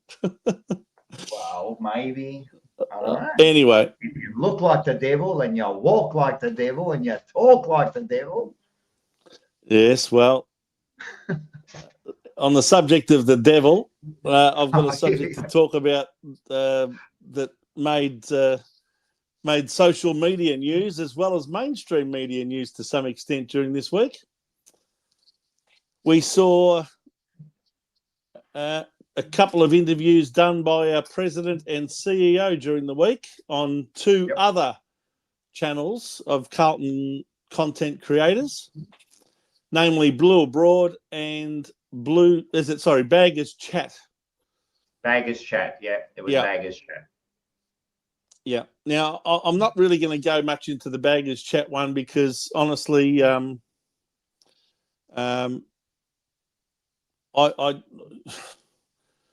of the questions that were asked took about 45 seconds to ask them, and in the end, you sort of wondered what the question was in the end. And the nature of the answers from both Priestley and Wright on both of these interviews told me that regardless of what was asked of them, and I'm not even sure whether those questions had been vetted by the club or approved by the club or whether, they just came straight off the bat and they had no idea what was going to be asked of them. I don't know. But the fact that the answers that these guys gave on both of those interviews were so similar to each other just told me that they did these interviews for the reason that they wanted to communicate their message to the supporters and not necessarily answer the questions that were being asked, probably knowing full well that the questions that are going to be asked are going to be that soft that it didn't matter. As a matter of fact, and look, don't get me wrong, I don't expect these guys to be like hard-hitting journalists, but seriously, some of the questions, you just shake your head and you think, can you get any more softball than that? I mean, seriously. Would they have been any different? What? Would their questions been any different to the mainstream media? Absolutely. The mainstream, and this is the point I wanted to make, because Kane Cornes came out during the week and criticised the fact that despite numerous requests that they had made or that he had made or whoever his channel, whether it be a TV or radio channel that he works for, had asked of the club, they didn't receive any interviews, or they didn't accept any requests for an interview with Kane Cornes, and he was a bit annoyed that at the same time he noticed that the president and the CEO were on these fan channels having soft as putty interviews with people that are clearly incapable of asking any real hard questions. And I agree with Kane Cornes. I know I'm going to be at odds here with a few people who made out like, oh, he's just jealous and who cares what Kane Cornes thinks and he's just a bloody idiot and all the rest. The typical non-intelligent, non-thinking Carlton fan would say. I think he's 100% right. He would have asked far more difficult questions than that. And in fact, most people in the mainstream media channels, whether it be radio or television, would have asked far better questions than what were asked of these guys during those interviews. They sat back there and you could just tell that they were like, we don't have to try here. We barely have to try. I thought they were putty, these guys, in Priestley and Wright's hands. They really were. I'm just wondering who should get the tag of being the Trevor Chappell of interviewers, whether it be either of those two guys on Blue or Baggers Chat, or whether it should be Terry on Blue Abroad, because they were all underarm questions that could easily be batted away so quickly and so easily. I ask you this one question, anyone who's watching this. What did you really learn from those interviews? Did you really learn anything? It was all so warm and fuzzy and the typical warm and fuzzy questions and warm and fuzzy answers back. I learnt nothing. Absolutely bugger all. And anyone who thinks that Kane Cornes was just jealous because he couldn't get an interview when, apparently the club's going to its fans first to deliver any news. Well, what news did they actually deliver? Seriously, what news did they deliver? They delivered nothing. Now, I'm just going to go through, right? And this might take a little while, this segment tonight. I'm just going to go through some of these questions that were asked during the Blue Abroad interview. The very first question, here's a real hardball one straight out of the cannon, okay? What's your reflection of the last 8 months? Now, seriously, if that's not a softball question, what is? I mean, that wasn't holding anyone to account for what failures we had had in the last 8 months, of which they were responsible for all of it. Do you know what Priestley's answer was to that question? It's been busy. It's been busy. And then he went on to talk about the future straight away. Didn't even talk about the last 8 months. Didn't talk about the non-removal of the coach at the end of last year. Never talked about the Elijah Hollands incident. Never talked about the fact that we lost out the 7 out of the first 8 games. All he did was say, oh, we've made a lot of changes and there'll be more changes to come. You know, we didn't start the season the way we wanted. Fluff, fluff, fluff. Second question. Well, this is the real hard-hitting follow-up question. Do you think we've maybe wasted the last 8 months? Or is that just something that, you know, it's easy in hindsight to look back and all that, making excuses for them before they even answered the question? It's easy in hindsight. You know, stacking Voss, could we have just done that at the end of last year?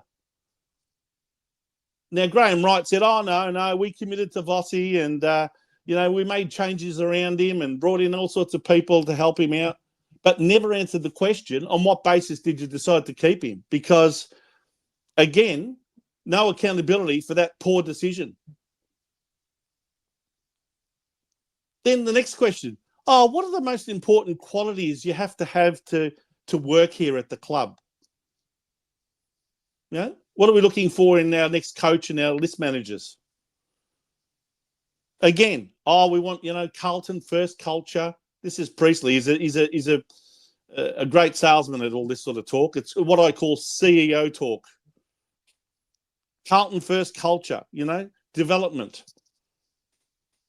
More fluff. Fourth question, Graham, what's your philosophy around list management? Nothing specific about certain players that have either come or gone. Nothing around what happened with DeConing and Silvani and Charlie Curnow. Not even mentioning their names at any stage. This is an opportunity that you would have to ask the hard questions, but no, all softball. How is it different to what we've seen at Carlton over the last 10 to 15 years? What's your point of difference? This is in relation to list management. And Wright goes on again to give a very fluffy answer. Can we be more proactive with trading this year? You know, can we what are we looking for? We're looking for value propositions as opposed to big money recruits, apparently. Cody Walker, are we getting him no matter what? And Graham Wright went on to assure us that we're well prepared to land him. We have enough ammunition. Okay, if you want to say one thing that we learned is that we're well equipped to get Cody Walker. Is that something you didn't already know? I would have thought that we already knew the answer to that question, despite the change of rules. But was there any questions about what did you do to try and convince the AFL not to change the rules this year around father-sons? No questions at all. Because whatever we did failed. Here's a question I'm going to actually read out word for word. It took me 5 minutes to go through this and to write it all down because this is indicative of the nature of the questions on both of these interviews. How long it takes you to come up with the final question. Rob, one for you. Just around, I guess, signals that I've noticed this year. And, you know, you're head of the board and the composition of that. So I look at what happened in the mental health space earlier with Elijah, and I look at maybe even the fan stuff. Now, I think that was a reference to what happened with you, Rocco, a few weeks back. He even said maybe even the fan stuff that happened a few weeks ago. And for me, I look at them as signals of where the game's changing. How are we equipped for the next 5 to 10 years at board level or club level to be ahead of these situations coming up? I mean, really? What does that even mean? Don't know. Now, Priestley goes on to say, oh, look, I don't really want to go into the Elijah situation because it's complex and it's delicate and private in nature on what went on there. Now, to me, that's just rubbish. That's excuses, and that's hiding behind this privacy issue. There's no reason why you can't ask Priestley questions around that. In fact, I've got some of those questions here that should have been asked. For example, who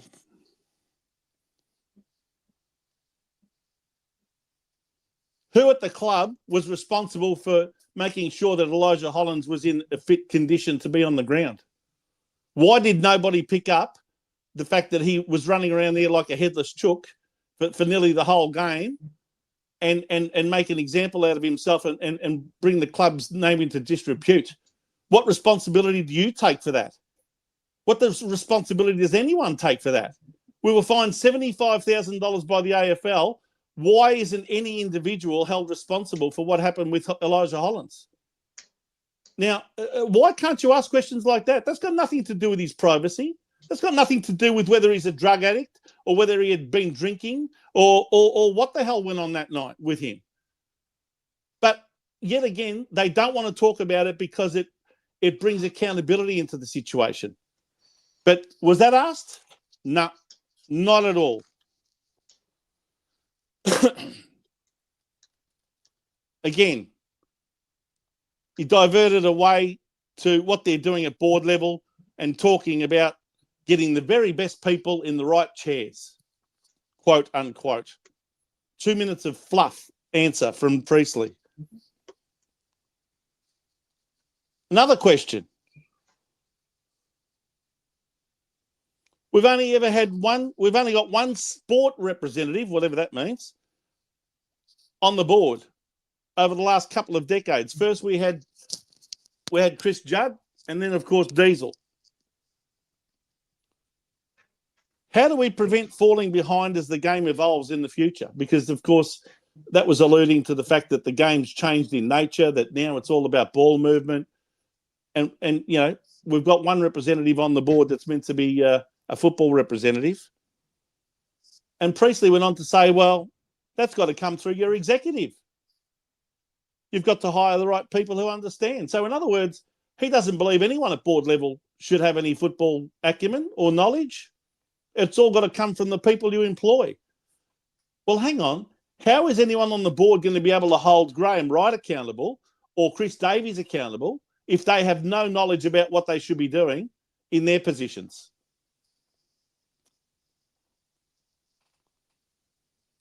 He went on to make the example about the coaching process now, the hiring of the new coach. They've kept it purposely small, staffed with what he calls deeply experienced and contemporary football people in Graham Wright and Chris Davies, and that the board's role is to create the environment for that. So he believes he's only the conduit to report back to the board. That's why he's on the committee. Well, if you're the conduit, what's Greg Williams doing there then? Why do you need to be on it at all if you've got Greg Williams as your football director? That's what I would have asked. But was that asked? No. Again, Graham Wright said, oh, it's great looking, great. Well, I've received great backing from the board and we report back to the board regularly. We have improved the way we move the ball now. And that was being trained and implemented even before Voss left. Really? They keep going on about the second half of the Brisbane game when everything changed. I mean, seriously? That all of a sudden happened in the second half of a game. And they'd been training for it before Voss left. Could have fooled me. They reckon it came about with the introduction of different players and a change of coaching. Yeah. So after Voss left, that's when it all changed, not before. Another question.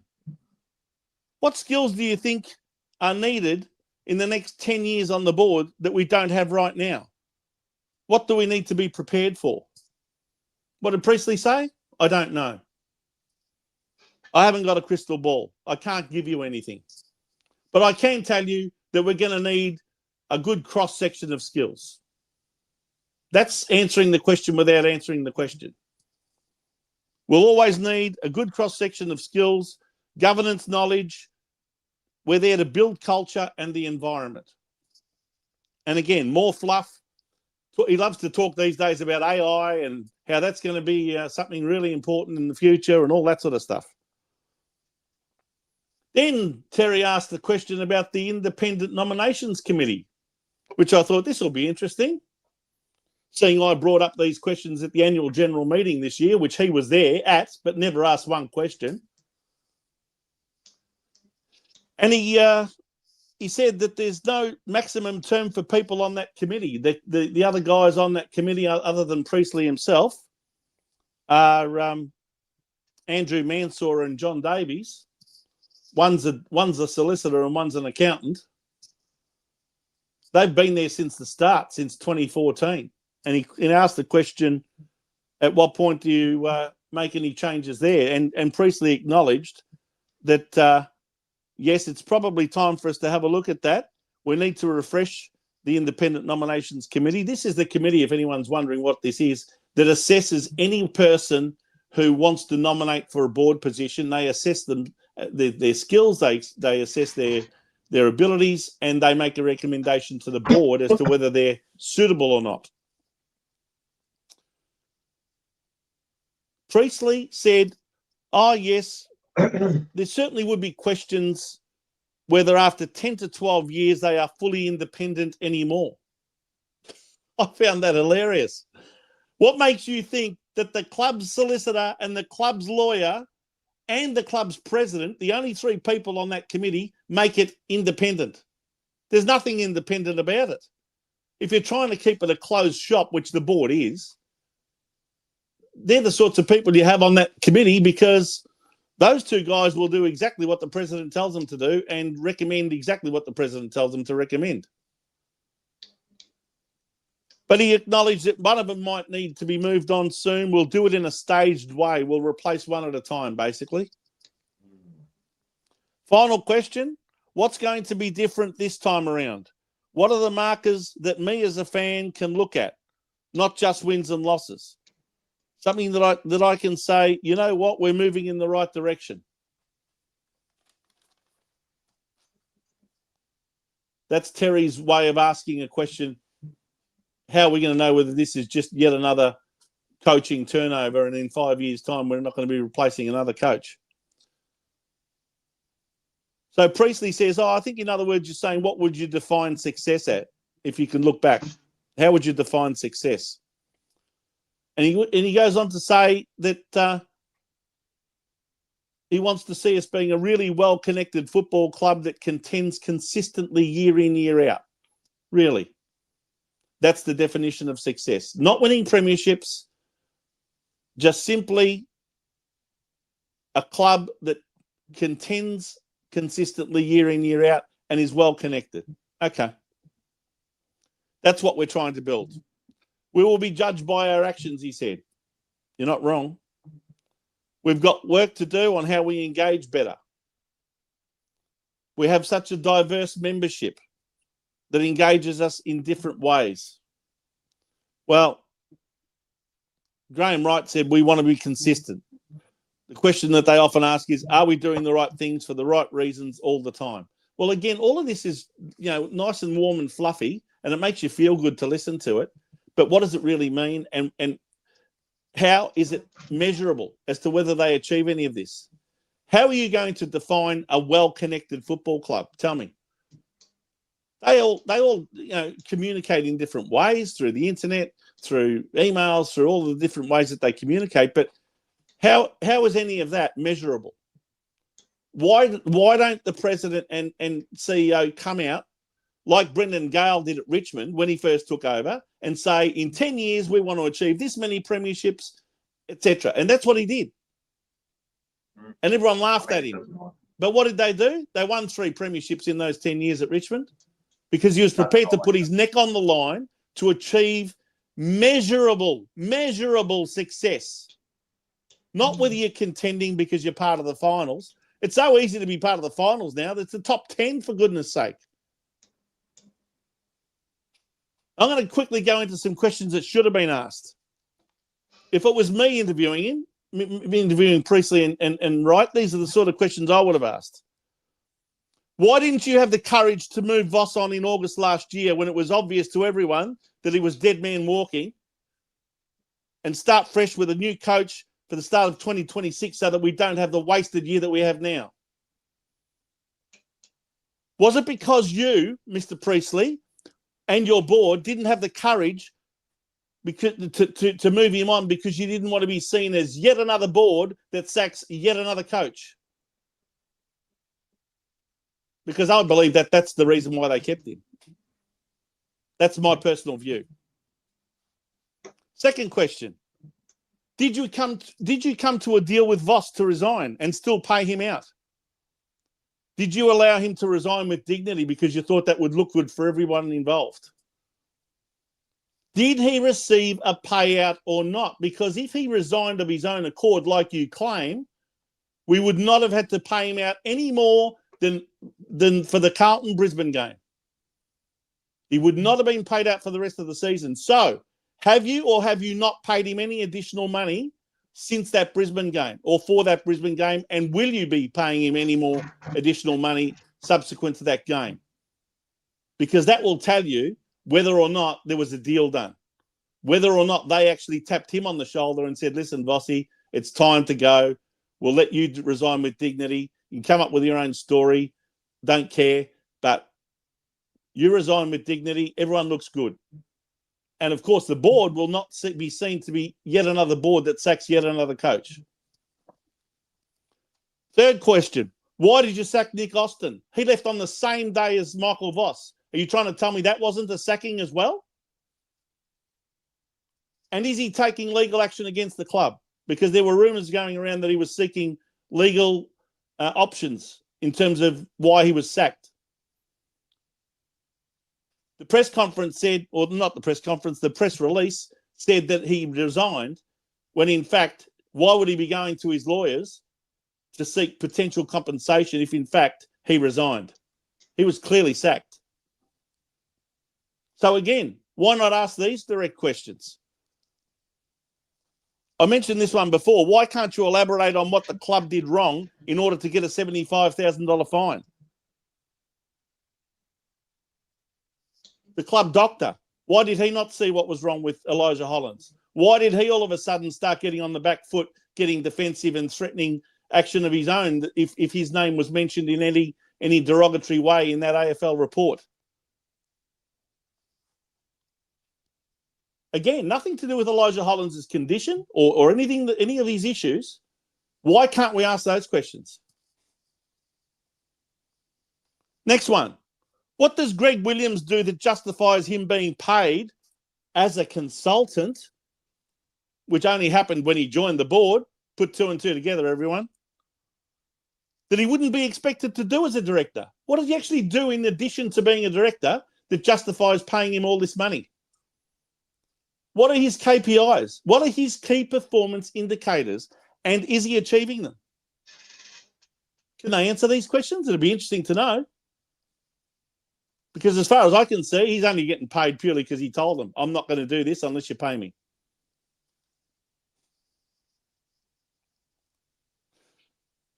Now, I mentioned a bit about the Independent Nominations Committee. How can you call that independent when you are the chairman of that committee, Mr. Priestley?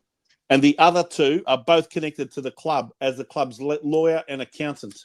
How is that independent, right? And why, after all of the people that have put their hands up for a board position, has that committee never once recommended to the board that they should accept this person's nomination and put them on the board? Not once in 12 years have they ever said, yes, we think this person's got the skills necessary on our board. I can tell you for a fact, everyone, that these two guys, other than Priestley, try and talk people out of even nominating for a board position. They start to belittle them. Well, what makes you think that you can beat Luke Sayers? Was one report that I had directly from someone who went for a board position. and told me how these people behaved and the sort of questions that he was asked. Is that what you want out of your independent nominations committee? Someone who's going to try and shame you into actually withdrawing your nomination? Next one. Why is David Campbell on the board? He's meant to be some hot shot from Egon Zender, this recruitment company. He's meant to have skills in people and culture.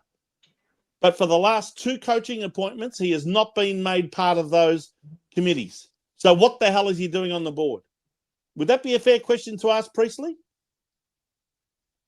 You go on about this skill set. You go on about all of the skills that are needed to be on the board.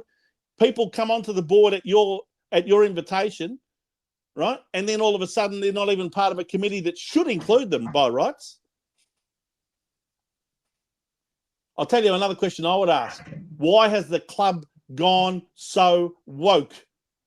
Why are we so hell-bent on being seen as a good corporate citizen with all of these social justice programs, but we haven't been focused on winning games of football and getting into the finals and winning a flag? Well, I'll tell you one thing that Priestley did go to great lengths to try and communicate in these interviews, and that is, we now have a real football focus. All of a sudden, the board's woken up and decided that maybe we should make football the #1 priority.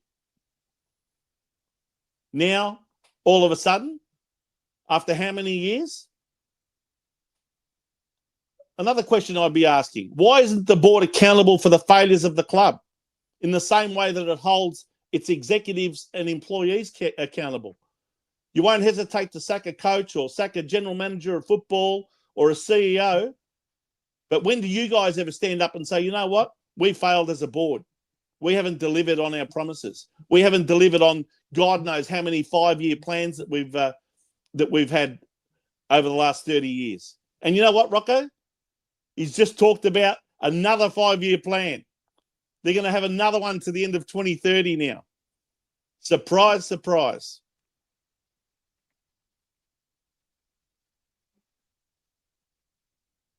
And another question I would have asked that would have been a perfect opportunity. How many what is your have you got there, criteria? What is your criteria for choosing the next coach? What are you looking for? You know, what's going to convince you that one coach is better than another? You know, do you have a criteria, or are you just going by gut feeling? Or how are you going to separate the coaches like the John Longmires, who have coached for 10, 15 years and won premierships, versus a brand new type coach who's an assistant somewhere else at the moment, looking for an opportunity for his first gig? What's going to make you decide whether one's better than the other? What is your criteria? No one's asked them this. These are the sorts of questions that I think the Kane Cornses of the world would have been asking them. What are you looking for in your next coach?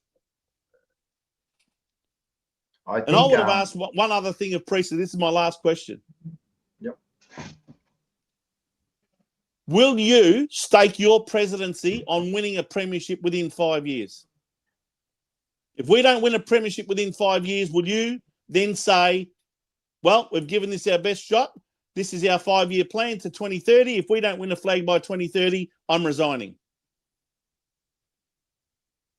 Because that's what I believe every president should do. They should stake their presidency on winning the ultimate prize. And if they can't do that within a reasonable period of time, they should go. And so should their board. But these people never make themselves accountable for the failures of the club. So anyway, I hope these content creators can pat themselves on the back and, you know, feel nice and warm and fuzzy, because they look like kids in a candy store who all of a sudden saw, Willy Wonka handing out the chocolates in the chocolate factory. All right. That's enough from me on this issue. It's done. That probably won't, because we'll have a quick discussion about it. But first of all, I was just quiet because this is Vince's segment, and this is Vince's volcano, and this is also Blue Sunday. So I'm just filling in. Thank you, Rocco. I appreciate that, because in most other weeks I get interrupted by other people that want to cut in halfway through my volcano. they're all valid points, you know what I mean? And these are all things that we've asked and discussed over and over, especially on TJP. So I'll just put my first of all, Kane Cornes, I think was a little bit of a sook the way he came out and said it, right? That's all. But can I just hang on before you continue? Can I just make one point?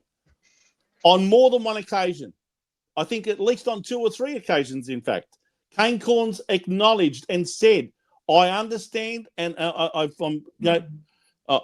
fully accept that these fan channels exist and that they have a place in the football media landscape." He said that.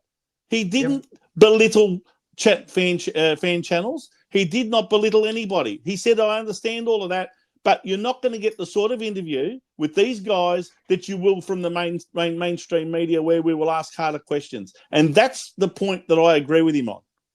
So anyway, keep going. Now, well, first of all, again, another $79.99. Thank you again. There was no need for that, but we do appreciate it. Can I give you my personal bank account details later? straight into the Rocco Stanuti bank account. I'm telling you, I have to pay for StreamYard. I got to pay for what? I got to pay for all this. Don't start belly aching. No, but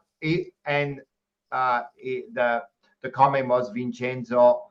That was, well, he wrote wow, but I think he meant that was fire. So look, you're getting a lot of green, and you're getting a few saying other things, nothing bad. I think this is the channel, man. We say it as it is, so I'm not going to stop anyone. I don't think you said anything that was wrong or into war or anything like that. That was completely fine. I think Kane Cornes was a little bit of a sook the way he said it, but I also think Kane Cornes is smart. He knows what's going to get him like views, and he knows what he's doing. So don't worry about that, right? I don't think that's the first or the last thing in his mind. No, I think it is. Kane Cornes is a smart man. Don't worry. Agree. I think he made some very valid points. A shock. Very, very valid. He's a shock jock, and he knows that. But that's fine. I like a lot of the things he says. Don't get me wrong, man. I don't disagree with a lot of ththings he says. And I don't care whether it was Kane Cornes or Jimmy Bartell or any other journalist or Sam McClure. I just think he shouldn't have come out. It's what was said. It's what he said. And what he said resonated with me. Yes, those interviews are all softball. And how can the club... I'll tell you why the club gave those 2 interviews instead of the mainstream media. Because they knew that we were coming off 4 wins in a row. They knew that the Carlton fans, the typical Carlton fan channels, will be all full of positivity and enthusiasm. And all of a sudden, the bubble and froth is back into all of them because they will latch on to the first bit of success to wrap their hands around. And all of a sudden, they're going to be treating us like we're heroes rather than villains. Would they have 100%. Given those interviews 4 weeks ago? I don't think so, because when we were coming at 1-8, no one was happy. Now all of a sudden everyone's happy again. That's why they gave the Carlton fan channels that interview opportunity, because they knew that it was perfect timing to hoodwink the supporter base yet again, and to avoid any sort of accountability that mainstream media would have given them. Because that's what mainstream media does a lot better than fan channels. Asks the hard questions. I agree, and I'm just saying that he knows what he's doing, Kane Cornes. I didn't just he shouldn't have said to me. Why do you think they didn't offer the jumper punch an opportunity, Rocco? Why didn't they ask us for an opportunity? What about you and me go in there and ask a couple of questions each?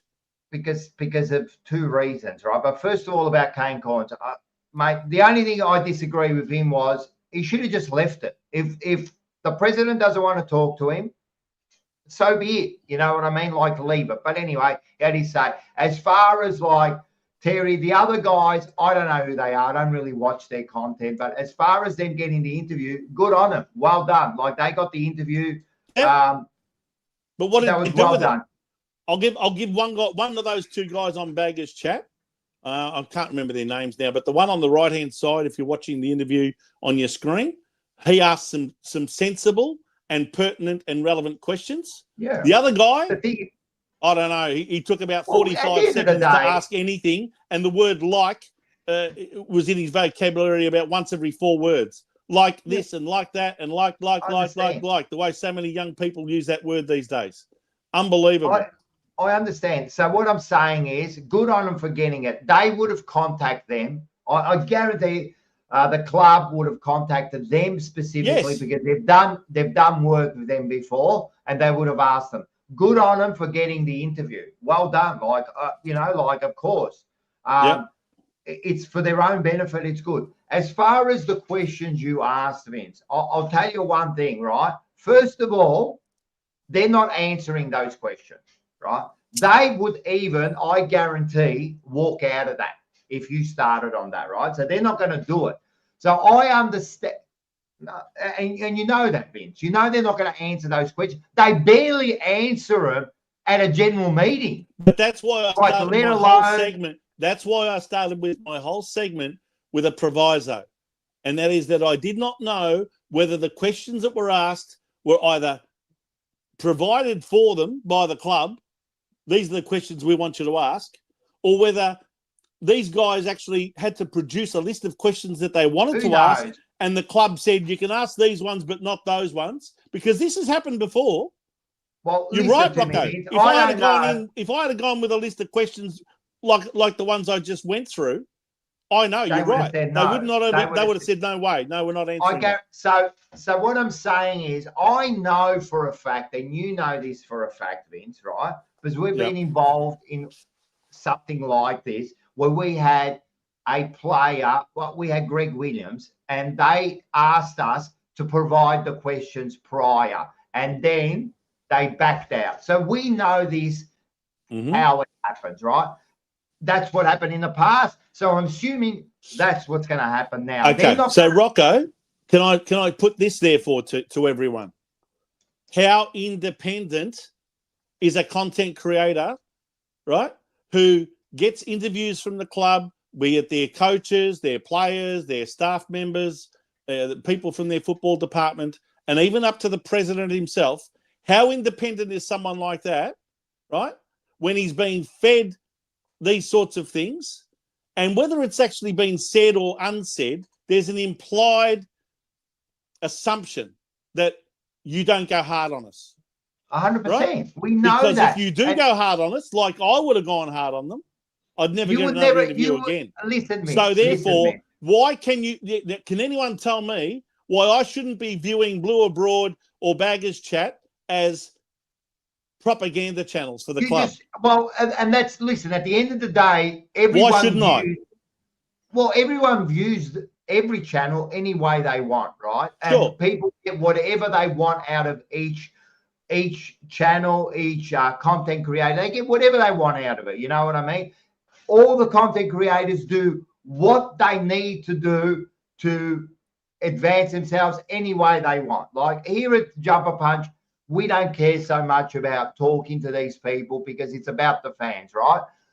I also know that these questions that we talk about on the Jumper Punch, right? And we've mentioned this on the Tuesday show. You mentioned these, why is Greg Williams there? What happened here? We ask these questions. We know that we will never get an answer to these questions. We know that.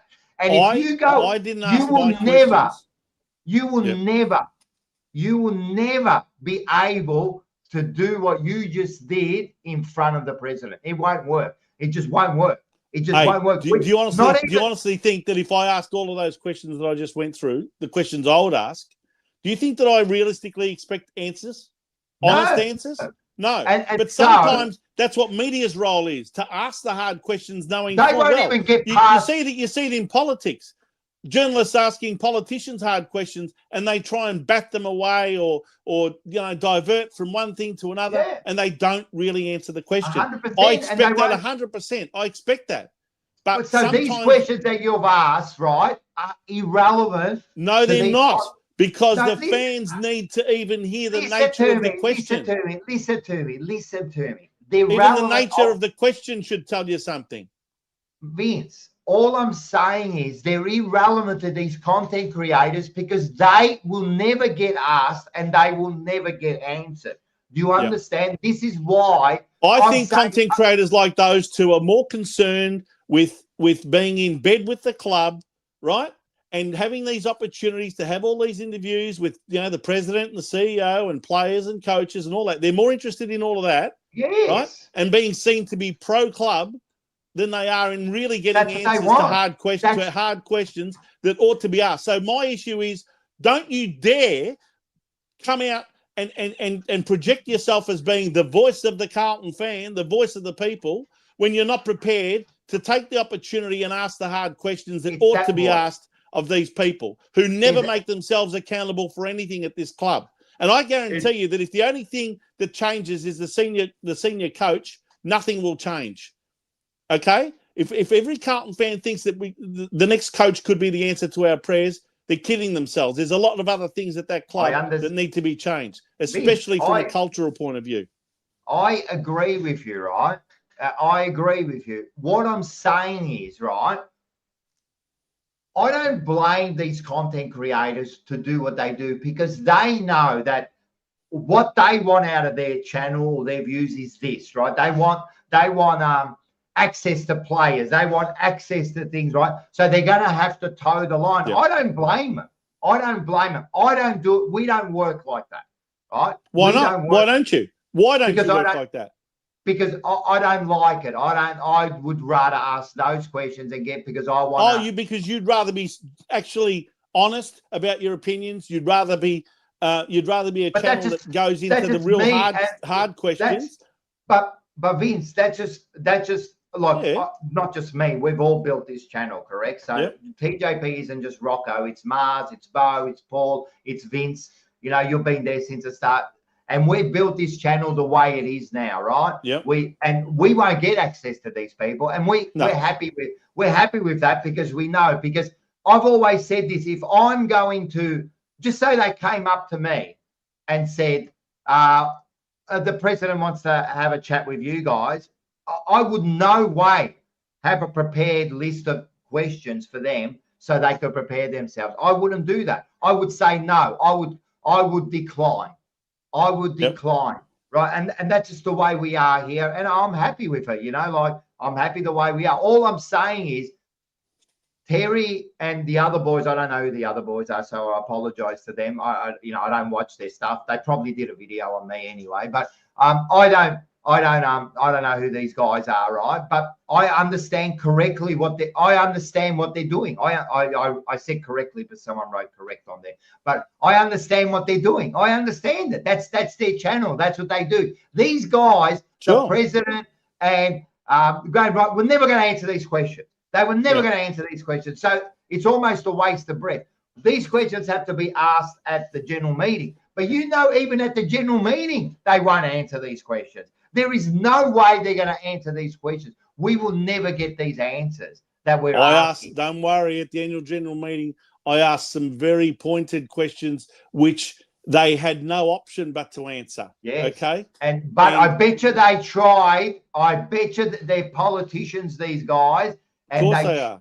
And that's why guys like Terry and the other two were like putty in their hands. They would have done those interviews, even if they had no idea what was going to be asked. They would have known that the nature of these guys is such that they would have been able to bat away anything that was remotely a difficult question. Can I just say, these guys, these content creators know that if they do that, if they push, right, they won't get access to these sort of things, right? They know that, right? And they don't want to do that. They want. Yeah, can I hear you? Can you hear me? Yeah, now I can. Can you hear me? What does that make them? That makes them propaganda channels. Yeah, they whatever. Carlton, they are. Sorry, I'm going to make this point. If anyone sees these channels as anything other than Carlton propaganda, they're kidding themselves. Okay? Yeah. Now, I know that Terry goes to great lengths to say, oh, no, I'm an independent channel. I've got nothing to do with the club. Well, come off it. I mean, interviews like that just prove, right, that you're not prepared to go hard at these guys at all. No, but not everyone is, man. And so why? Because you get interviews out of them, and you all of a sudden sitting down in the grandstand with the coach or with the football manager or whatever. They are using you. You guys are basically sluts with each other because you are using each other to get what you want out of it. The club uses you. The club uses you, okay, to get its message across to 12,000 subscribers or whatever you got, right? That's why they do these interviews. I understand. Because it's an opportunity for them to sell their message. That regardless of the questions that you ask, they've got their own agenda as to what they want to get across. That's what they do. Vince, listen. Does the main media do exactly the same thing? No. Yes, they do. There are main media that do exactly the same thing. Not everyone is hard-hitting like that. There's main media out there who are, when I see interviews on TV, they're as soft as if butter. You're talking about the difference between Kane Corns and Andy Marr, yes. Yes, so all I'm saying, there is exactly the same thing happening in main media, correct?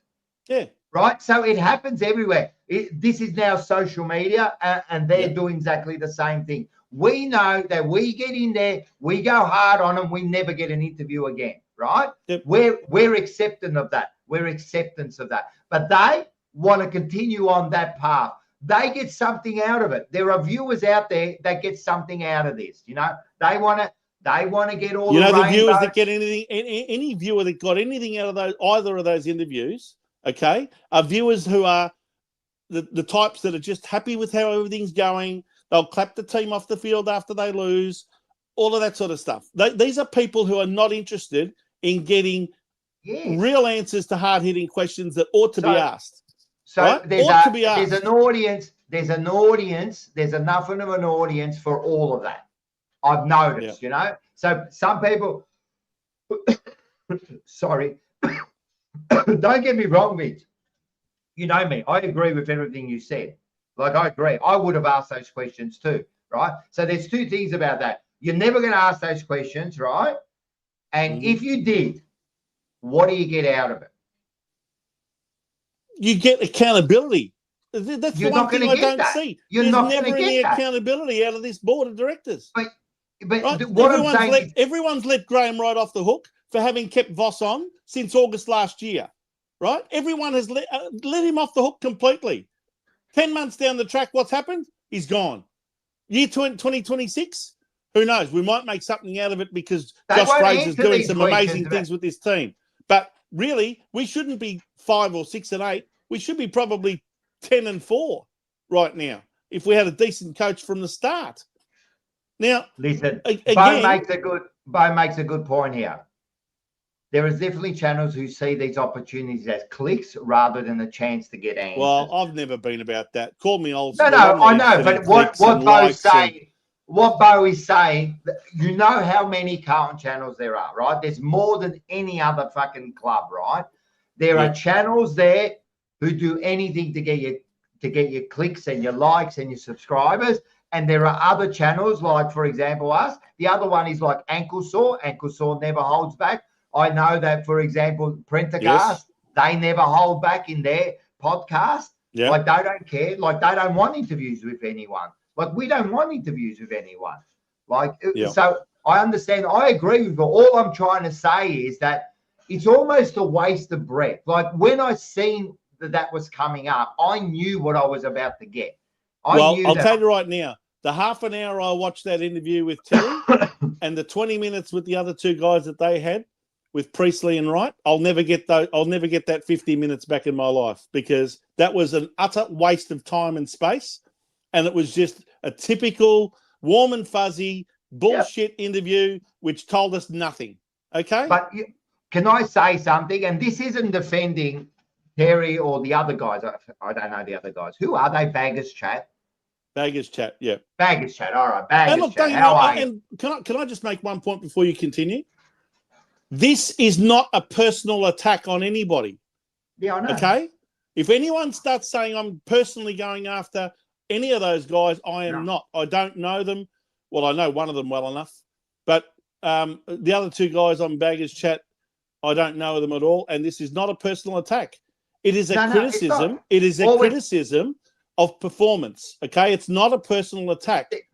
It's a criticism of how the interview was conducted, what questions were asked, etc. Could have been bloody, any person that did those interviews. I would have been on here doing the same thing, saying exactly the same things. Okay. Yeah, listen, and what I'm saying is this, right? I don't blame them. Like, who are they? Like, these people here, they're podcasters. But that's why the club, right? And both Priestley and Wright, that's why they chose these channels. They knew they were going to get softball questions. What I was going to say was, so the criticism is towards the club. Yes. Right? It's not towards social content creators. It's not. No. It's not against them, right? Because at the end of the day, even if, for example, like they said, Rocco, we want you to. I'm not equipped to interview these guys, right? You'd be more equipped to interview these guys. Would they ever come to me? Would they ever come to me, do you think? No. And say, Vince, we want to invite you No. to have a half an hour interview with Priestley and Wright, and you can ask anything you like. We don't even want to know what you're going to ask, and we're not going to walk away from it.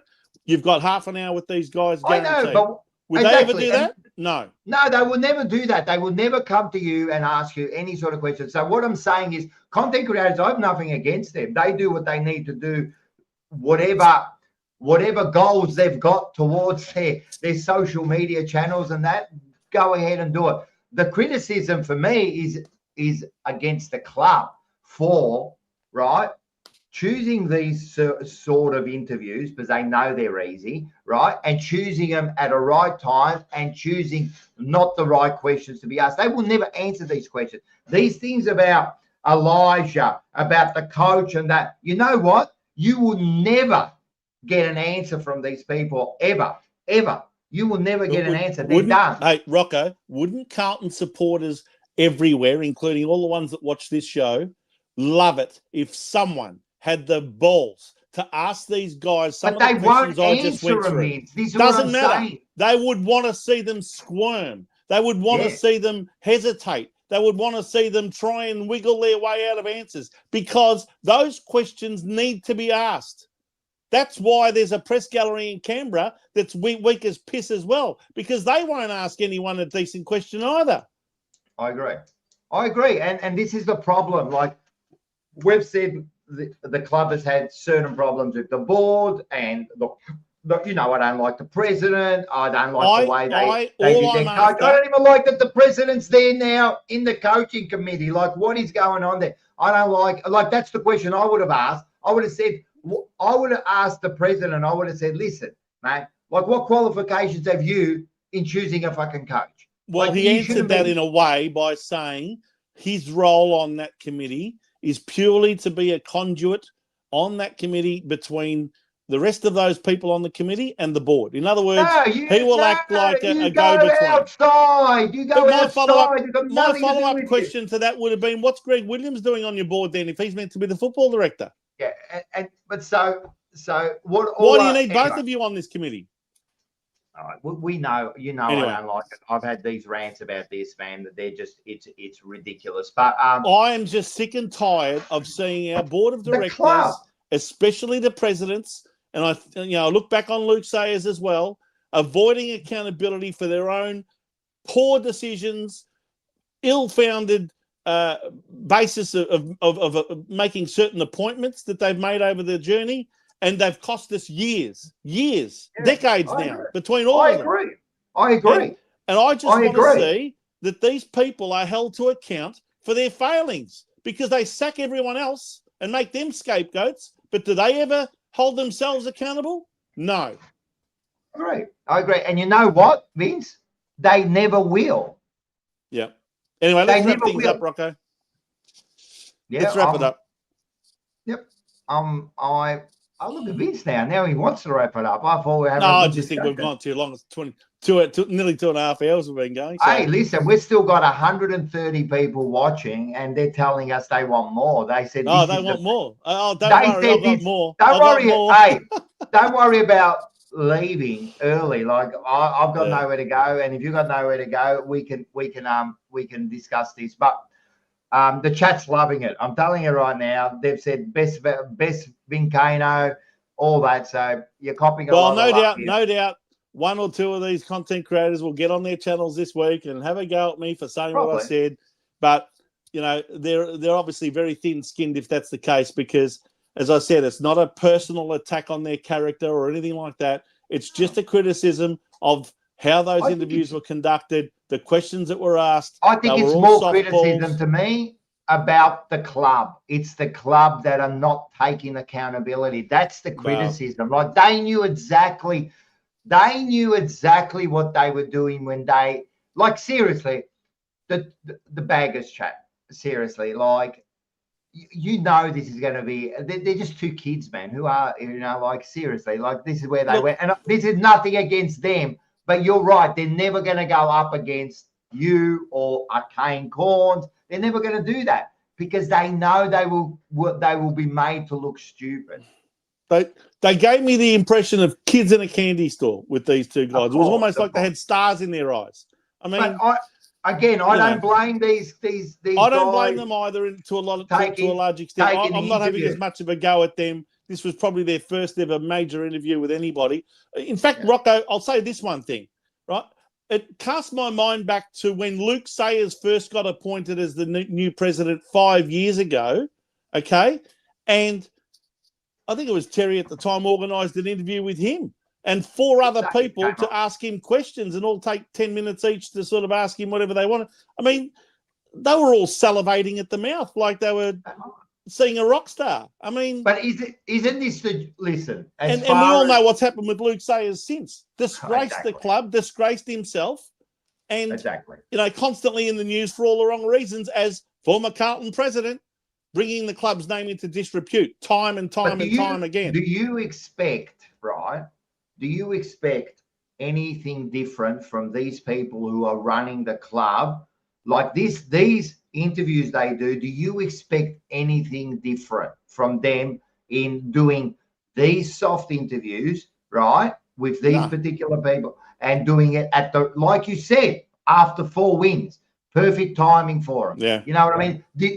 When you look back, you look at it and you go, when you look at that when you look at those interviews and you look at what happened, you look at it and you go, yep, I get it. I get why they did it. You know what I mean? I get it, because none of them have got any balls. None of them have stood up and answered any of these questions. Yeah, I know. Yeah, but you see some of the comments, you know, thank you, you're so great, you know, you're the voice of the Carlton supporter. What a load of rubbish. There's nothing meaningful in any of that fluff. It was half an hour of fluff. And, you know, I'm sorry to say, I don't think any of them are going to get any jobs in the mainstream media because their standard of interviewing and questions is just very poor.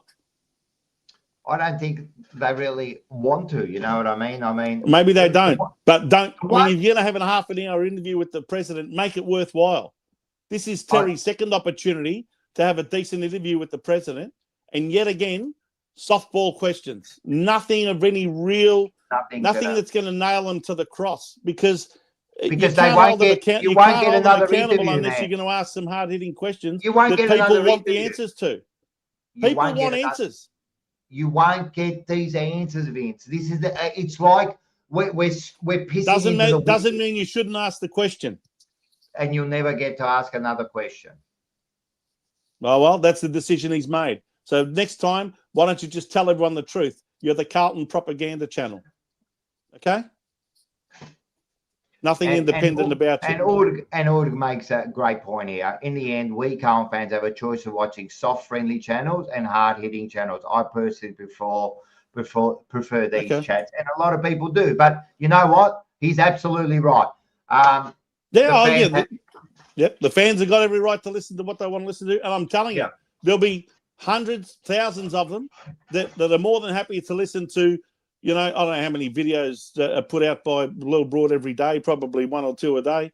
You know, they love listening to all that stuff, and they love listeing to all the fan cam stuff, and they love listening to all the. He gets a lot of views, and that's fine. That's people can suit themselves. A lot of people in this chat love his content. You know what I mean? Good on them. Good on them. You know what I mean? So everyone can choose. But as I said, wrap it up. I've got something. For me, it's the club. It's the club not wanting to answer these questions, and for me, we will never get these answers. Rocco? Do you mind if I just divert our conversation away to a couple of Hey, shout outs that I Vince, want to make? This is Vincanos, and this is Blue Sunday. This is your show. You can veer off in any direction. I'm being respectful. You're the host tonight. I'm being respectful. Nah, man, I'm just here as the button pusher. But as I said, this was Vincano. I let you have Thank you. I appreciate that. I didn't interrupt you once. I left you I alone. appreciate that. Take notice, Joseph Lutzer. Take notice, Joseph. Bangkok Joe. The other thing is, who did I want to say hello to? Or who do I want to give a shout out to? Oh, my biggest shout out, and I want to thank her so much for allowing her wonderful boyfriend to take all of his time tonight to host our show, because it's her birthday today, and I speak of your lovely girlfriend Tan. Happy birthday, Tan. How come you're not at dinner with your girlfriend tonight? What's the matter with you? Can I just say something now and then make me look bad? But I was going to mention it, and you bloody mentioned it before me, so you're making me look bad. You should have mentioned it at the start. I spent time with Tan last night, and that's great. She's actually gone to work today, so she's a good girl. So she works on Sunday, so she's gone to work. But we're gonna have. She's a beautiful person in more ways than one, and happy birthday. I won't mention how old she is because she looks about half her age anyway. Don't, because she thinks, right? She's so depressed. She thinks she's so old now, and and I'm going, you are nuts, man. I said, look who you're going out with, man. Trust me, man. You look absolutely magnificent. Now, be honest, Rocco, how many times do you go places and people say, oh, it's nice of you to bring your daughter along tonight, Rocco? Mate, I get worse things said about like our relationship, but that's all right. Just to add on to that, Tan is the love of my life. She's a beautiful girl, and we're gonna have a special day on Wednesday. I think we're gonna go. She's planned some stuff, so happy birthday, Tan. I love you heaps. Yes, happy birthday, Tan. Also, very big shout out. I was genuinely moved when I heard the news about Tony Modra, the former Adelaide champion full forward who had a bad accident in his truck. Apparently he's going to be okay. He's going to survive, but he won't look like the handsome young Tony Modra that we've always known him to be. A few scars, apparently. I remember when he made a few media appearances on various channels. I think Fox Footy had him on during Gather Round in Adelaide. He looked fantastic for his age, but not sure how he's going to look after this accident. But the most important thing is that he's still alive. He's still with us, and even though he might have got a few scars as a result of this terrible accident, the most important thing is that he's still with us, and seems to be a really good guy. Everyone you talk to who knows him says he's such a fantastic fella. So, what a player! All the very best for this is serious. Speedy recovery. What a player, man! Talk about someone who excited you. Oh yeah. And someone mentioned it here that he was fantastic full forward. Absolutely fantastic. Favorite player outside of Carlton. I used to watch Adelaide because of Modra. Yeah, me too.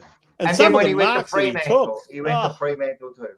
There wouldn't be too many players with a bigger highlight reel than him, really. Oh, mate, those marks. I think did he once kick 10 on Silvani or Carlton? I think he might have kicked more. Might not have been all on one player, but he certainly kicked 10 or more in a game against Carlton, at least on one occasion I can remember over in Adelaide. So, he was just a spectacular full forward and really unlucky to have missed out on both Adelaide premierships in 97 and 98 due to injury. And, he really did deserve to at least play in one of those. I know. And Aiden, I'm disgusted at you that you said you have no idea who Tony Modra is. That's a disgrace. Oh. You go now. I want you to go on YouTube and watch his fucking highlights, mate, because Modra was a star, mate. We're talking he's Favola and maybe come on, man. The high-flying full forward, he was like... I was going to say he's a mixture of Favola and who was the bloke from Sydney who used to... Warwick Kappa. He was Warwick Kappa. He took Warwick Kappa like Marks. Yes. Yeah, Warwick Kappa, Favola, all in one, man. He could leap. He could get I off the know. ground. He could jump 6-8 feet off the ground. I mean, so many of his spectacular marks were on the shoulders of the opponents. And he was fantastic. Anyway, all the very best to Tony Modra. Let's hope he gets well soon and is able to get on with life normally, even if he's got a few physical scars to show for it. Also, winter solstice today. Did you know that, Rocco? It's the shortest day of the year, where we have the latest sunrise and the earliest sunset. So the actual amount of daylight time we technically have is at its shortest on the 21st of June every year. And, of course, the summer solstice is exactly 6 months later on the 21st of December. That's when our longest day of the year takes place. But, so we're right in the middle of winter now, that's for sure. It certainly feels like it. I'm going to give that stat to Tan and say, you share the day with the shortest day of the year. Isn't that amazing? Yeah, she has you know what she'll say? That means you should be taking me out at night for a long time. Yeah, I know. But the day is I want dinner. I want hotel room. I want everything else after. She's going to want that anyway. Yes. Anyway, that's enough from me. That's it. Other than that, looking forward to next Sunday night at 7:30 when we review the Carlton West Coast Eagles game. Well, before you go into that, of course, you've had tonight, which is the jewel in the crown, apparently. Well, tonight with me on it, it was. Tuesday, you've got TJP, and I'll tell you who the guest is. It's Aiden. He's in the chat now. So wow. Aiden. That's going to be an interesting chat. I look forward to that. He's a really good guy, Aiden. Aiden, you better I'm going to ask you questions about Modra. So Wednesday, Forever Rivals. I'm loving Forever Rivals of the last 5 weeks. We keep winning. They keep losing. It's just a good time for Forever Rivals. So we're going to have a bit of fun.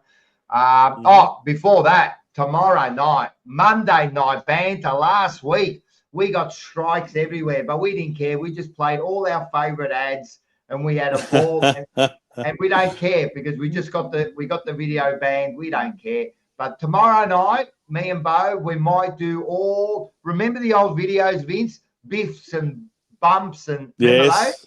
I think we're going to be showing highlights of the old biffs and bumps. So we'll have a fantastic. we're going to have a bit of fun with that. And then naturally, that was when football was football. I can tell you that. Exactly. That was David Reese Jones era. And then we've got Selection Blues, me and Dylan. Dylan, I've been joining Dylan, so we're having a bit of a father and son, and having a bit of fun with that. And we've been going through our next best player and our next coach, and we're going to do something after we do the selection this week. So Dylan's been a star. He's absolutely gone next level. And also, of course, emergency meeting and game day. Emergency meeting. Can I ask you a question? Why didn't we have an emergency meeting last night? I was all ready to go, and I was thinking. I know. You know what? I don't see anything on YouTube about it. I was kind of like. You're gone. No, it's after the Sporting Globe. You all got drunk after a big win. No, me and Bo were already busy. It was supposed to be Mars, but then Mars is. I think he won't mind you saying this. His grandma's sick, so he decided to take the afternoon off. And this is why Seba wasn't here either today. So they're just going to have a bit of time. They'll be back on Tuesday and that. But we said, look, fair enough. Well, we wish their grandmother 100%. All the best. So, that's another thing. She recovers. We wish Nonna. I think it's Sebastiani, but it might be a different. I don't know which Nonna it is, but. Nonna, Mars, and Seba, we wish you all the best. We'll speak to Mars. That's why, but it's all going to be back next year. They're all loving the Monday night banter. Tomorrow night's going to be fun, man. We're going to have some fun. I've actually been enjoying that. Me and Bo, we just have a bit of fun. There's no script or anything. Just have a bit of fun. So doing that. And outside of that, what a show it's been tonight. It's been 2.5 hours. Who we brought by? I'd like to thank my personal sponsor, umpire Nick Foote from Sportsbet. Of course. Don't forget to send me your tips for the week, Nick. And of course, General Chicken Company, Nori. Seriously, if you are in the northern suburbs, anywhere near McLeod, go down, see them. It is really, and they got the gelati bar. They got some of the best chicken. It really is good. And if you're just wondering, who works there, what they do, who cooks the chickens, Chicken Co. Let's go. General Chicken Co. Let's go.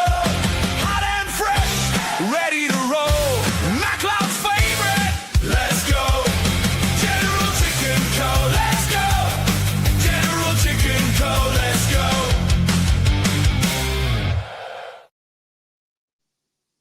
Make sure you get down there to General Chicken Co. Let's go. So thanks for that. Hey, listen, can I do a cheerio? Absolutely, you can. To the chat. The chat's been absolutely amazing tonight. Hey, mate, we had massive numbers tonight. So we did have a win. We talked about some other stuff, but there was a great win by the Blues, man. They're doing okay. There's still some work to be done, but they're doing okay, man. They're doing okay. So I'm really wrapped with that. It's been a good weekend. And that's it. I think that's it, isn't it? By the way, big chat to Carl. She's been on the chat all night tonight. I haven't seen her for a little while. So, hey, Carl, she's lovely. And we she's love always Carl got something intelligent to say every time on the chat. I know that Carl's really puts a lot of thought in her comments.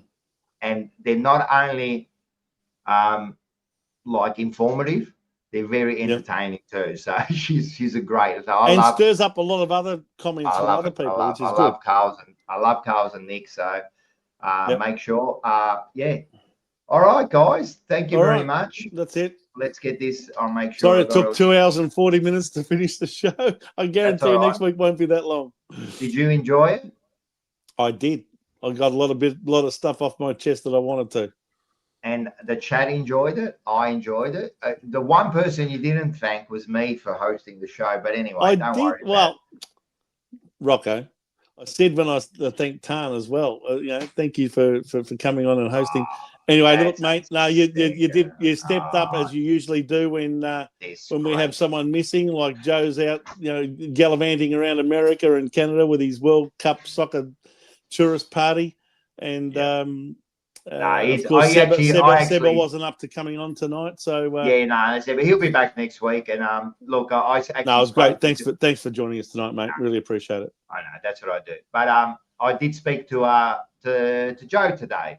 He rang me. He was there over there. He said he's having a good time. He's getting sick of the Americans and their arrogance. So he can't. And he just said how everything is so expensive over there, like just ridiculously expensive, but he's having a great time. And I think, where's he going tomorrow?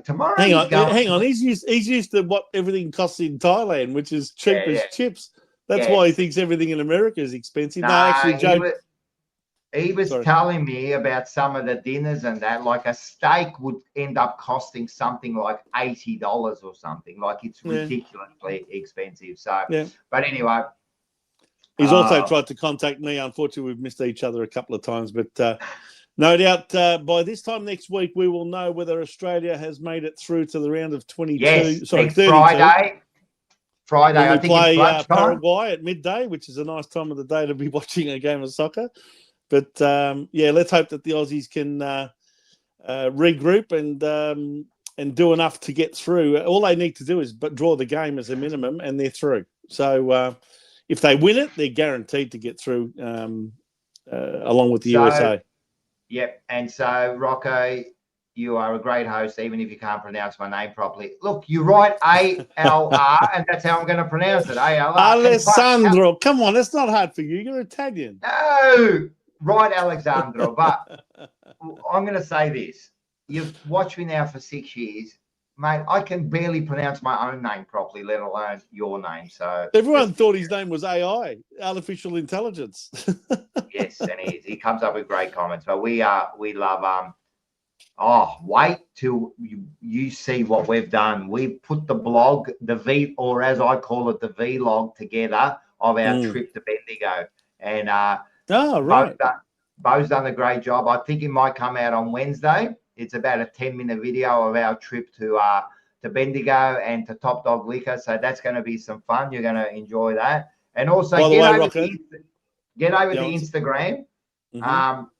We put out a video today. We've got another couple coming out, and I think today's one is hilarious. We've done it. Have you started promoting the end of season event that you've got planned yet, or haven't you started mentioning dates or anything like save the date? Yeah, the 29th. But now I'm worried about this bloody wild card game that might be falling on that particular day. Like they're starting to stress me out here.